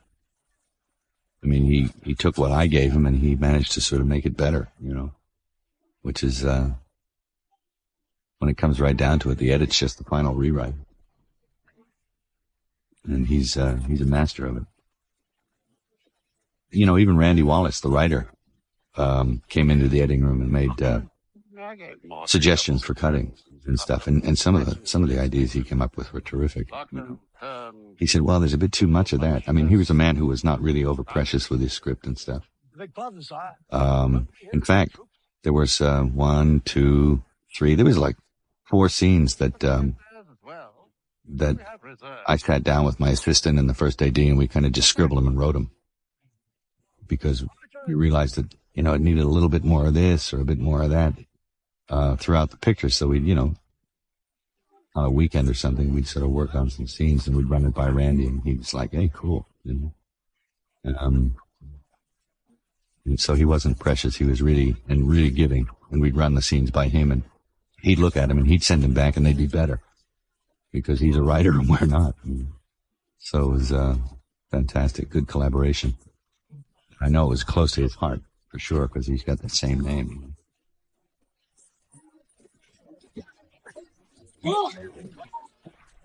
Send in our reinforcements.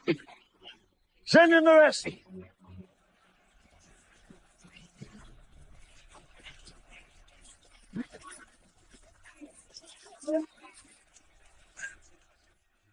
Bring me Wallace. Cheesy. Head. But That's good.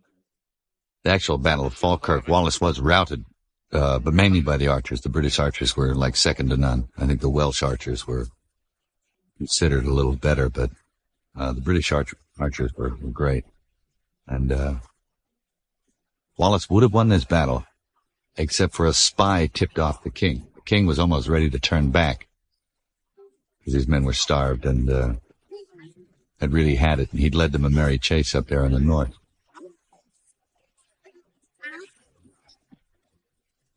He got tipped off to where he was, so Wallace was planning the time and place, but that was changed because the king changed his movements and surprised them before they were ready, and launched an archer attack and just decimated their troops. They had the schiltrums, of course, which are those, stakes of wood and stuff, but the arrows just went right over the top and into the center and decimated them. So he suffered a pretty good blow here.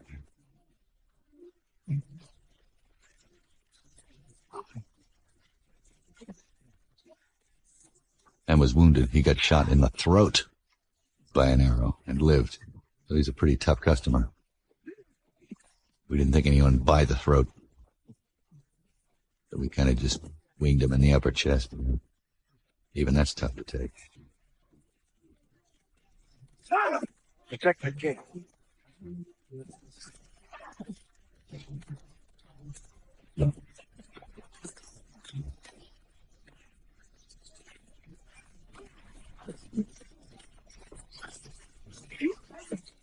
It's one of your mechanical horses right there. Looked pretty good. No one was able to pick it. In fact, what's that organization for the protection of animals' rights? A guy came over to the office and he was really, really on the rampage. He wanted my head. And we told him that it was a mechanical horse, and he simply wouldn't believe us. He said, no, I watched it, and it's not. And it's you messed with a real horse. You did a running W, which I was flattered, but I had to assure him that it was a mechanical horse. And luckily that day we'd shot a videotape just for private use for a young girl who had cancer. And she just, we were making a videotape, and everyone on the crew was saying hi to her. It was on that day with the horse routine, and I explained all the horse stuff to her, and we showed her the stunt as it was filmed. So we were able to show the man the tape that, this is how it went down. And he finally was able to buy it. But I was in a way pleased that it looked so good that he was fooled and couldn't see the seams.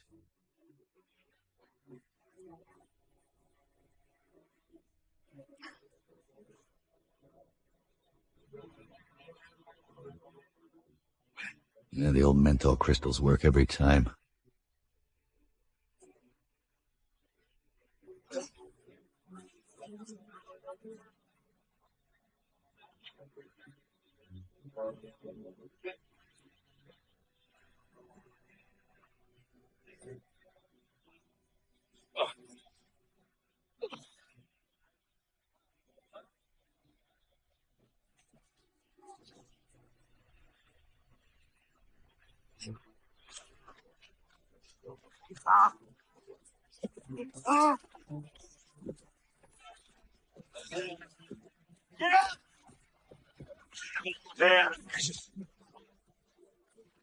When we get in a really tight spot for time, we just do handheld stuff, like this.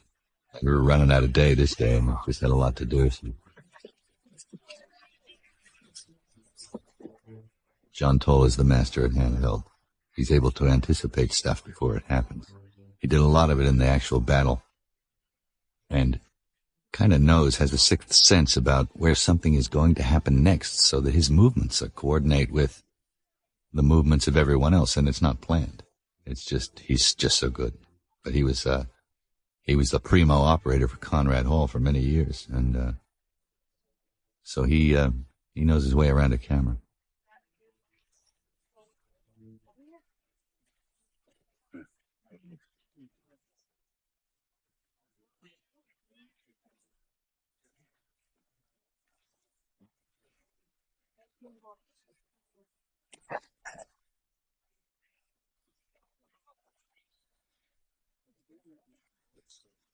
I'm dying. Let me be.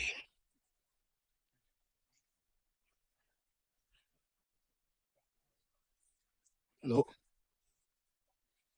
You're going to live. I've lived long enough to live free. Proud to see you become the man you are.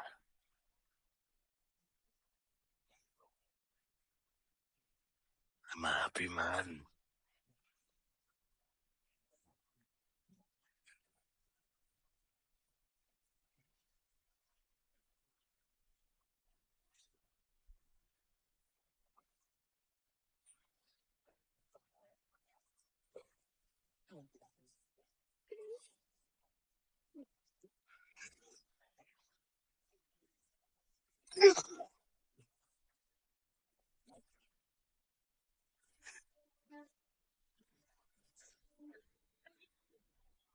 The scene was phenomenal. It's so beautiful. And it's like the guy wandering through the dead in the battlefield, and we did it in 45 minutes. Because the army had to go home. The commanding officers were giving us a hard time. And this is where a guy like David Tomlin, the first AD, comes in like great, because he just like, I was saying, no, we'll never get it. And he said, well, go for it. We'll try it. Never say die. And we just threw people in there with spears and tossed blood all over them and got the smoke machines going. And literally, it was only 45 minutes with 3 cameras operating. There was a crane and some tight cameras and a steady cam. And they were all going at the same time. And it was like fighting the light and everything else. I love stuff like this when you get it and it looks so great and it looks like you really took your time with it. And in fact, you had to do a superhuman job just to get it.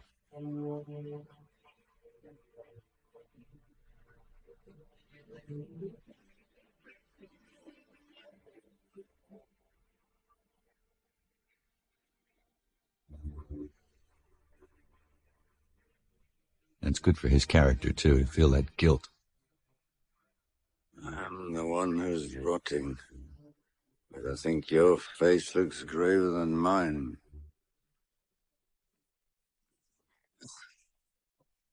Come.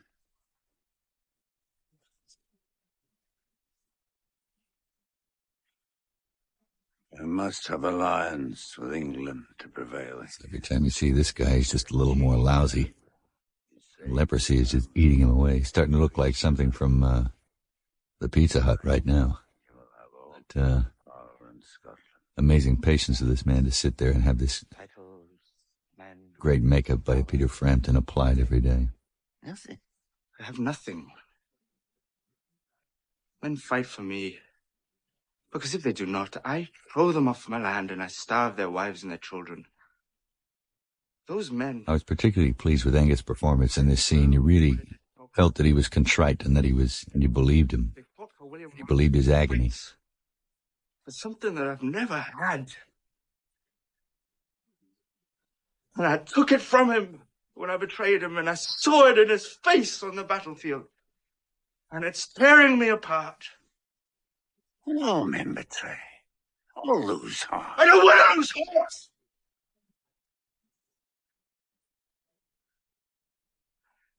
I want to believe as he does.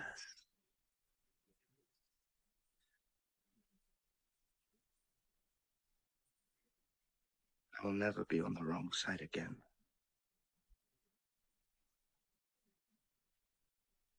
It's interesting what a director and an actor talk about in a scene like that.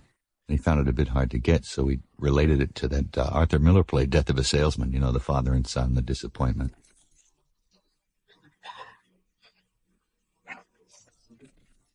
Great sound effects in this scene.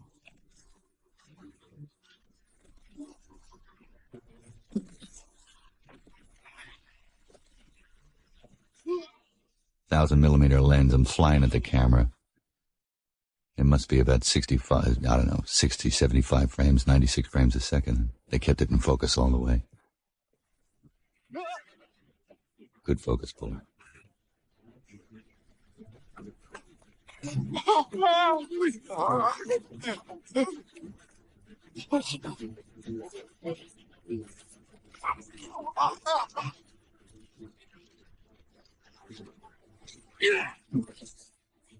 People couldn't figure out how we did that.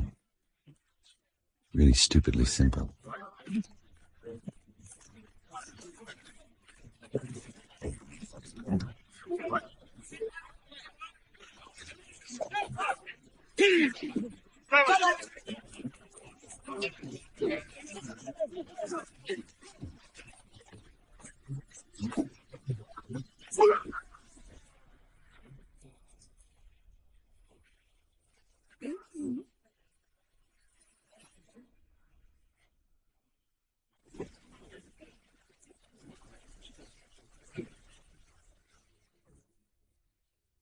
look close, you can see the mechanical horse floating on top of the water there. That tower was only about 30 feet high, and it was only a facade. We just made it look a lot higher up with cutting, slow motion, and wide-angle lenses, above and below. So it looked like he's falling about 200 feet almost, or at least 100, but at least we sort of tripled the height. I'm serious, Robert.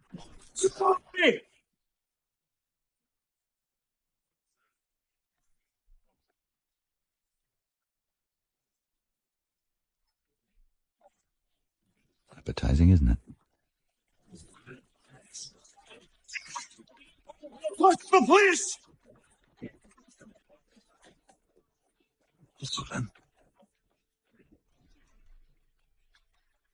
Love this shot.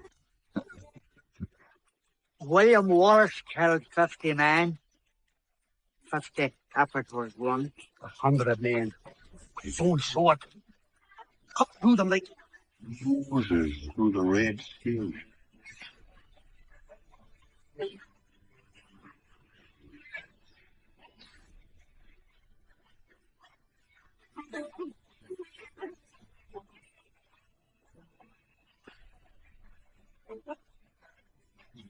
I saw him copy this bit on pizza commercials and stuff, The monk running up to the top of the mountain.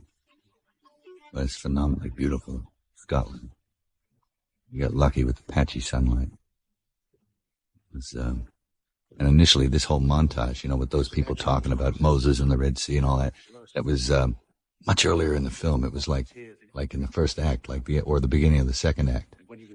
And we found that when we finished editing the picture, and it didn't seem we could get anything else out, it was 3 hours and 10 minutes, and yet we managed to get it down to about 2:48, 2 hours and 48 minutes, and it was via that montage that we were able to lose a lot of, not extraneous, I thought it was good stuff. It was like killing your children, really, sort of cutting them on, blood on the bench as you cut some of the scenes away, but just for the story and the momentum and everything, we moved that further up the back and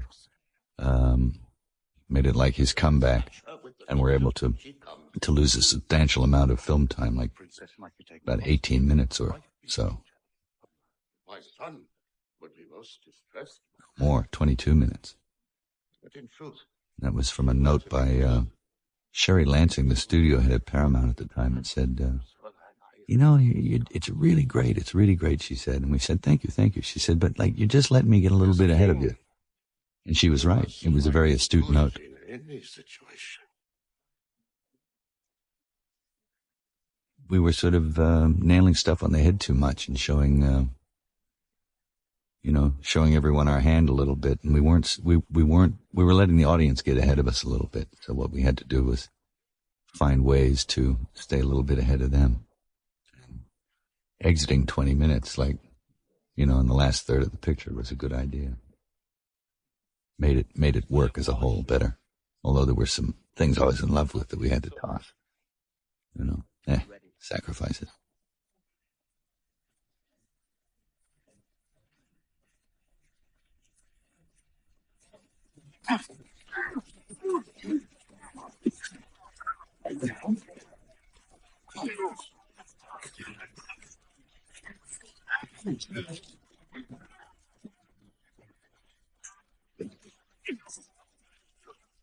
More of this mythical black oil stuff that we made up. It must have had something that burned, though.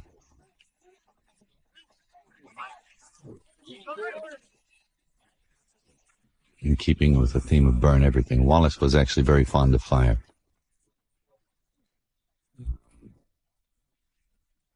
One of the things that seems probably the most cinematic device in the whole film, when they kill his girlfriend and he gets revenge, is actually something that really happened. The sheriff Lanark actually did do away with his spouse, and he, when he went back in, he didn't just ride in slow and whack people on the head. He just burnt the place at night while they were asleep. He just did it right, And he was very fond. The stories of him was that he always smelled of smoke. So just in the spirit of Wallace, we thought we'd burn a lot of stuff.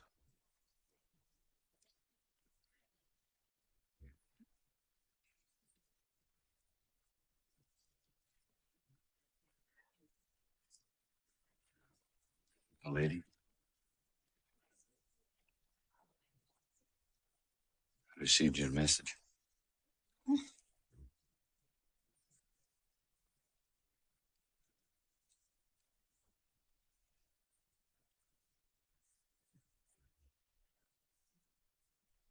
This is the second time you have warned me of danger. Why? There will be a new shipment of supplies coming north next month. Goods and weapons, they will... No, sir. Why do you help me?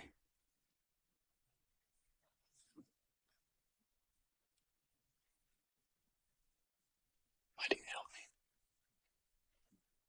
Look at the way you are looking at me now.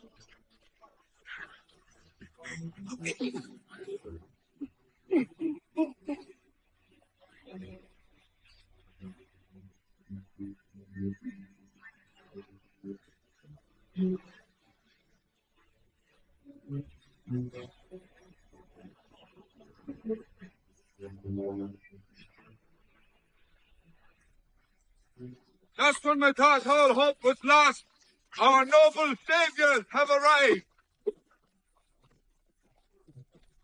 Officer, hoods. Sir William, we come to seek a meeting. Well, what's the point? You've all sworn loyalty to Longshanks. An oath to a liar is no oath at all. Every man of us is ready to swear loyalty. Some of the worst weather I can ever remember on a film set. We cannot. Nobody can quite keep their eyes open because it's like, believe it or not, sort of driving little slits of rain, freezing, and wind and stuff. Fairly miserable. I remember Dick Donner came to visit me on the set this day, and he said he's in behind the camera going, "You're out of your mind." Couldn't believe that anyone would stand out in this stuff and work. But it looks suitably miserable.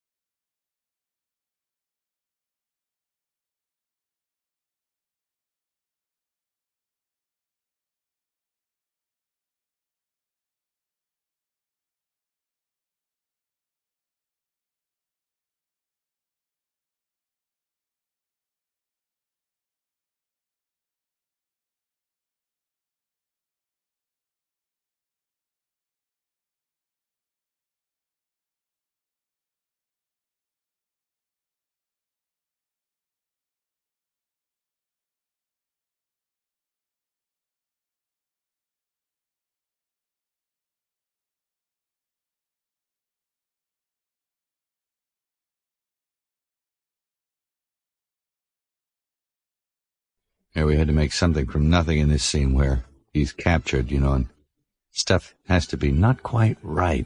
Stuff has to start going wrong, so you start cutting away to strange angles of flowing down speed and the way the kid looks and the strange guy with the wood. It's just something's not quite right. You don't quite know what it is, but it's on you all of a sudden.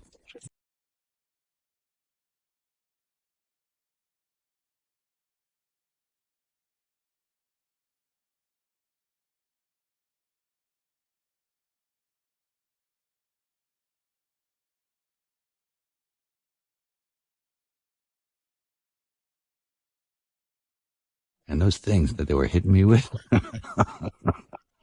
they were they kind of like got to you a little bit. Nailed by all these guys. But they were kind of like Nerf clubs, but they still hurt.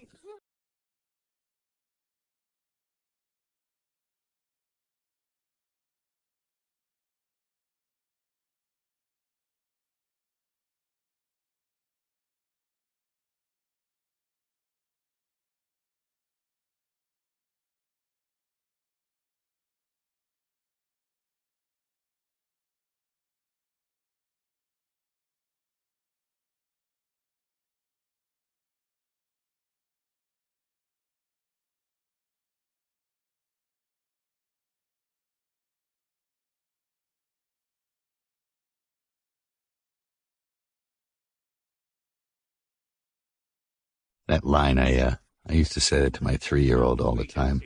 Back him into a corner and say, "You are my son, and you've always known my mind." He thought it was pretty funny.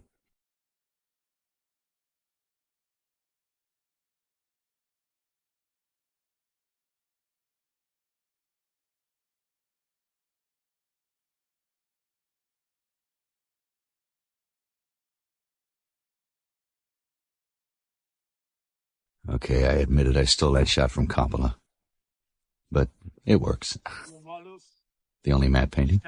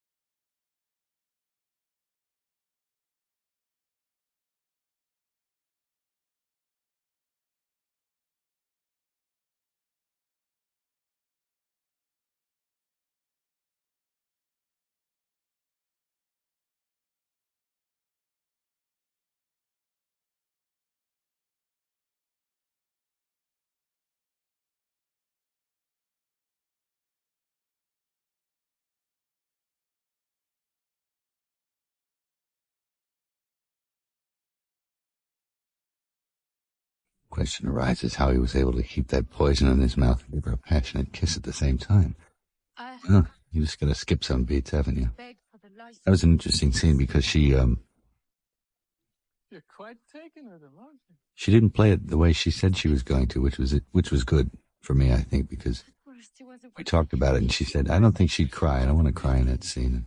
I thought she should, but I didn't want to say, yes, you should, because I wanted to see what she wanted to do with it. And it was interesting. About halfway through the scene, I think it just happened to her. And she started crying and doing all those things because all of a sudden it felt right for her. So I was glad I hadn't said anything because I didn't want to sort of lay down any rules, or for any of the actors, actually. Every now and then you give them a gentle prod in one direction or another, but basically I picked them, and they were intelligent enough to come in and do what they did well, know their own strengths and weaknesses.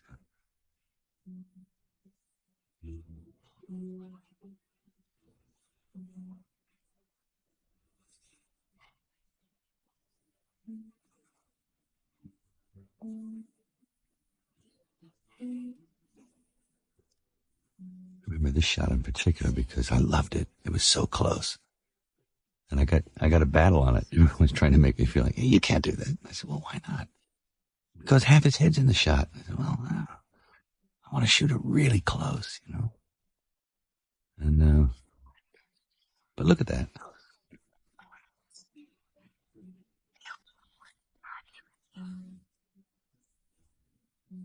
A child grows in my... Your son will not sit long. In fact, a lot of the criticism I got, like when the picture was finished with it, I had too many close-ups in it. I don't know, I like the close-up. Really good, extreme close-up. You know?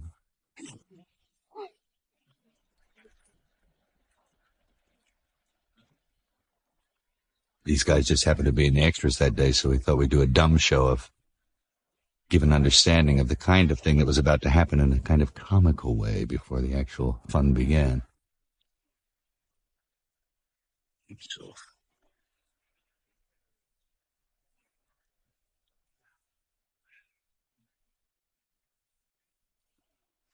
give me the strength.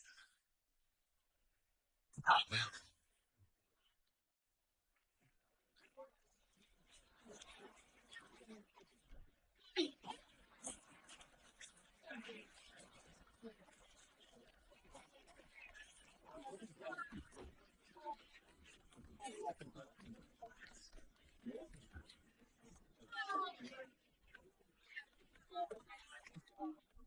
Famed torture sequence. And they led me into the town square, and we'd instructed all the extras to, like, throw vegetables at me on the wagon.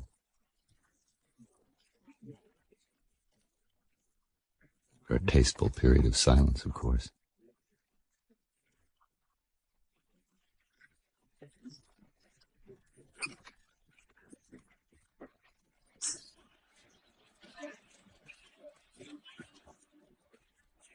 The first few takes where they were hurling stuff, 90-mile-an-hour vegetables and turnips and stuff, apples hitting you. You see me get hit there pretty bad. It hurt. It's like really being beaten up, so I had to kind of like, every take after that, I got them to throw softer stuff.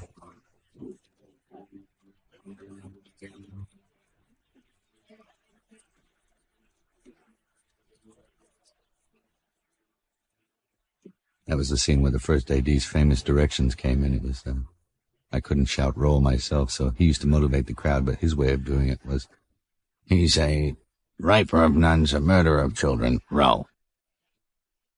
Very direct.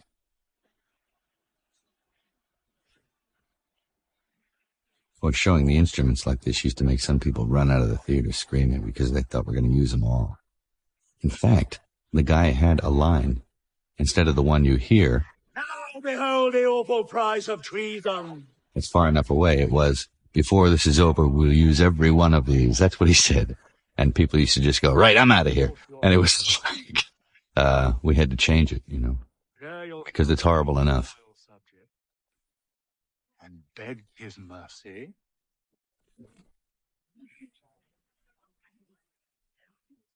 Amongst all this chaos and, And you go have it. barbarism that's going to go down, he sort of chooses to focus on this really innocent purity in the face of this child that's just staring at him, and he's staring back at it because he feels through, just by the child's innocence, he has kind of an ally. And there's a sort of an understanding and a comfort for his soul there for a minute. So that's what he chooses to focus on, to take away from the fact that he's going to undergo this horrendous thing. It's an escape for him in a way. He's escaped at that moment, so he's just going to go through with it. And I don't know, it's just a real magic moment for me. That kid's face is beautiful too. I saw the kid and I said, put her in, get her in there. In this scene, I actually hung myself at one point. I remember getting up in the noose and doing the whole thing, and then I remember waking up with all these people standing over me going, "Are you all right?" like this. And I'd actually hung myself, and I didn't know it. So it happens real fast. Within like 3 seconds, you're gone. And luckily, there were people there to cut me down and stuff, but I hung myself. I'm lucky. I'm glad I didn't know about it till after it was over. Afterwards, I got scared and think, what was I thinking? It's like, you're out of your mind. There's things you don't think about. It's the movies, for Pete's sake. But, so actually being hung isn't so bad. I mean, you're out quick. You're asleep. Not that I'd want to go through with it again. Not really ready to check out yet.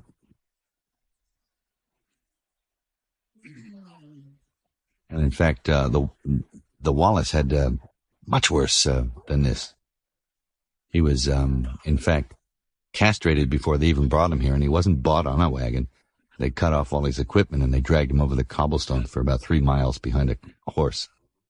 And then they brought him up here and stretched him and hung him and quartered him and practically held his heart out so he could see it beating before he died. It was a pretty bad way to go. Rack him!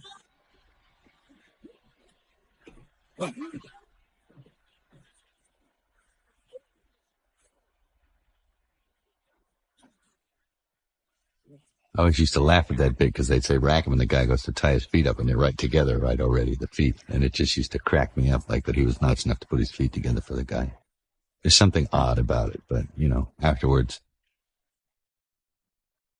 if you watch it enough times in the editing room, these things get to you. All his buddies in the audience, they think he's going to save him, but no.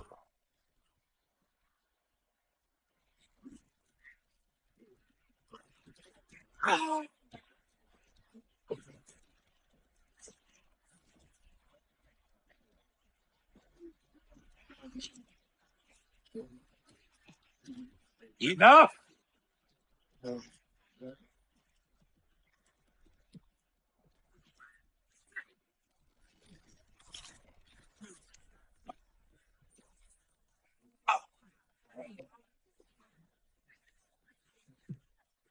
It's the big crane shot.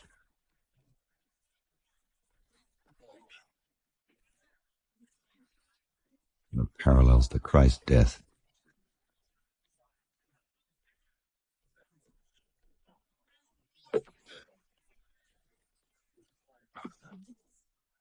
Oh no, not the shirt hook. Not the shirt hook. No. The hook for cutting off the shirt is really heinous. And we actually really edited this severely. We used to see it in all its gory detail, but we relented. As I say, there were women running from the theater at this point. It's bad enough, really. Just that stuff. Brian. Mercy.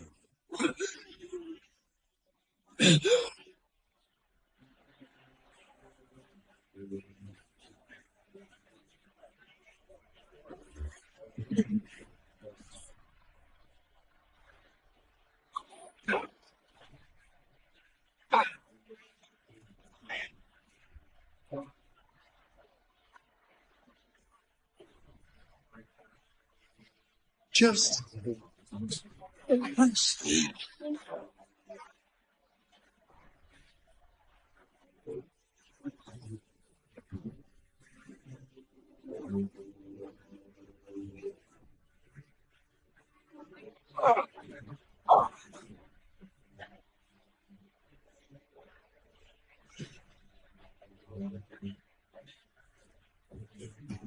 Merci, Billy. Merci. Jesus, perfect.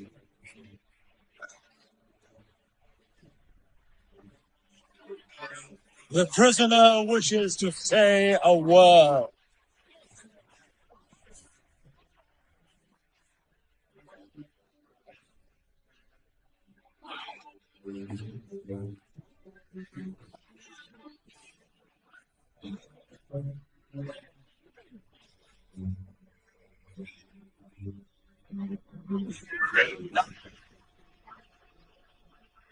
Thank God for the magic of sound editing. No one can hold a note that long except Pavarotti, particularly when he's been disemboweled.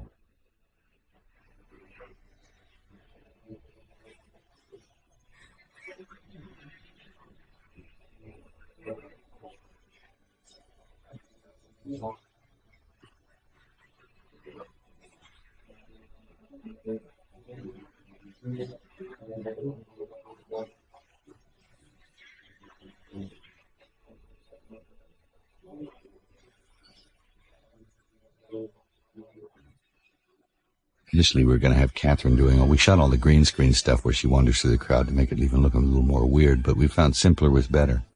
Just have her walk through the crowd, ignored by everyone there, was sort of worked better. There's Hatchet Boy.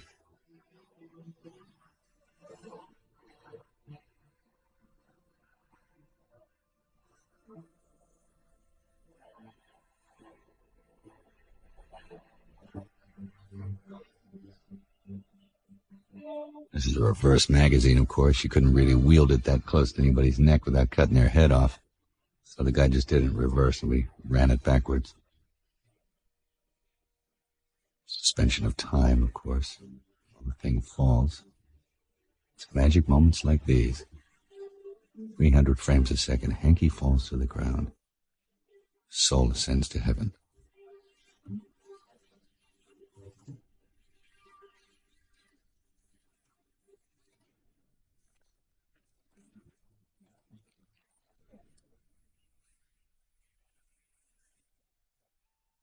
After the beheading... These are all the real clan guys, the real Wallace clan guys. They look real. Well, except Brendan there. He's one of our guys. His head was set on London Bridge. His arms and legs sent to the four corners of Britain as a warning. It did not have the effect that Longshanks planned. And I, Robert the Bruce, rode out... Wearing the same crown, incidentally, as you see him on the Scottish £5 note. A little on the nose, but it works. Of my crown. I hope you've washed your ass this morning. It's about to be kissed by a king. That's the film accountant. He got a speaking part. Paul Tucker.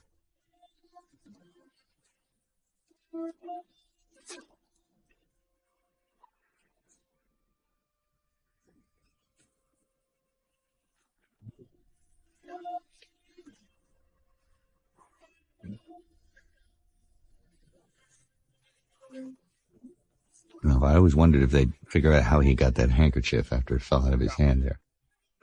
That's why I cut back to those guys. Presumably they retrieved it somehow. So he gave it to this guy when he looked like he might make a move. Stop!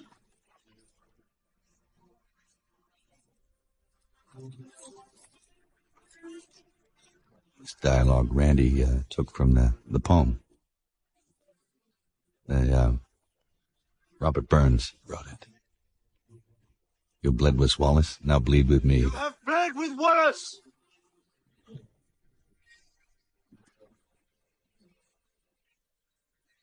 Now bleed with me!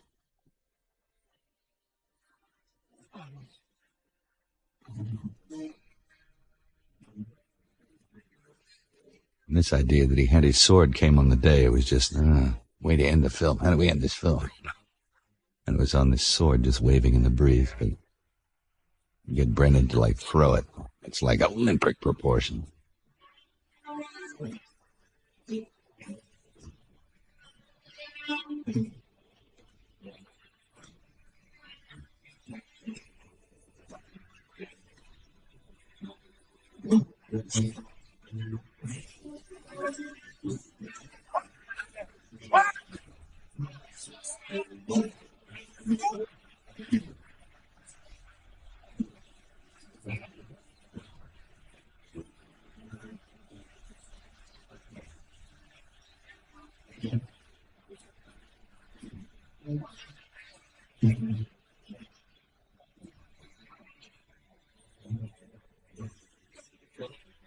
In the year of our Lord, 1314, patriots of Scotland, starving and outnumbered, charged the fields of Bannockburn. Starving except for the guy in the front row, right? Fought like warrior poets.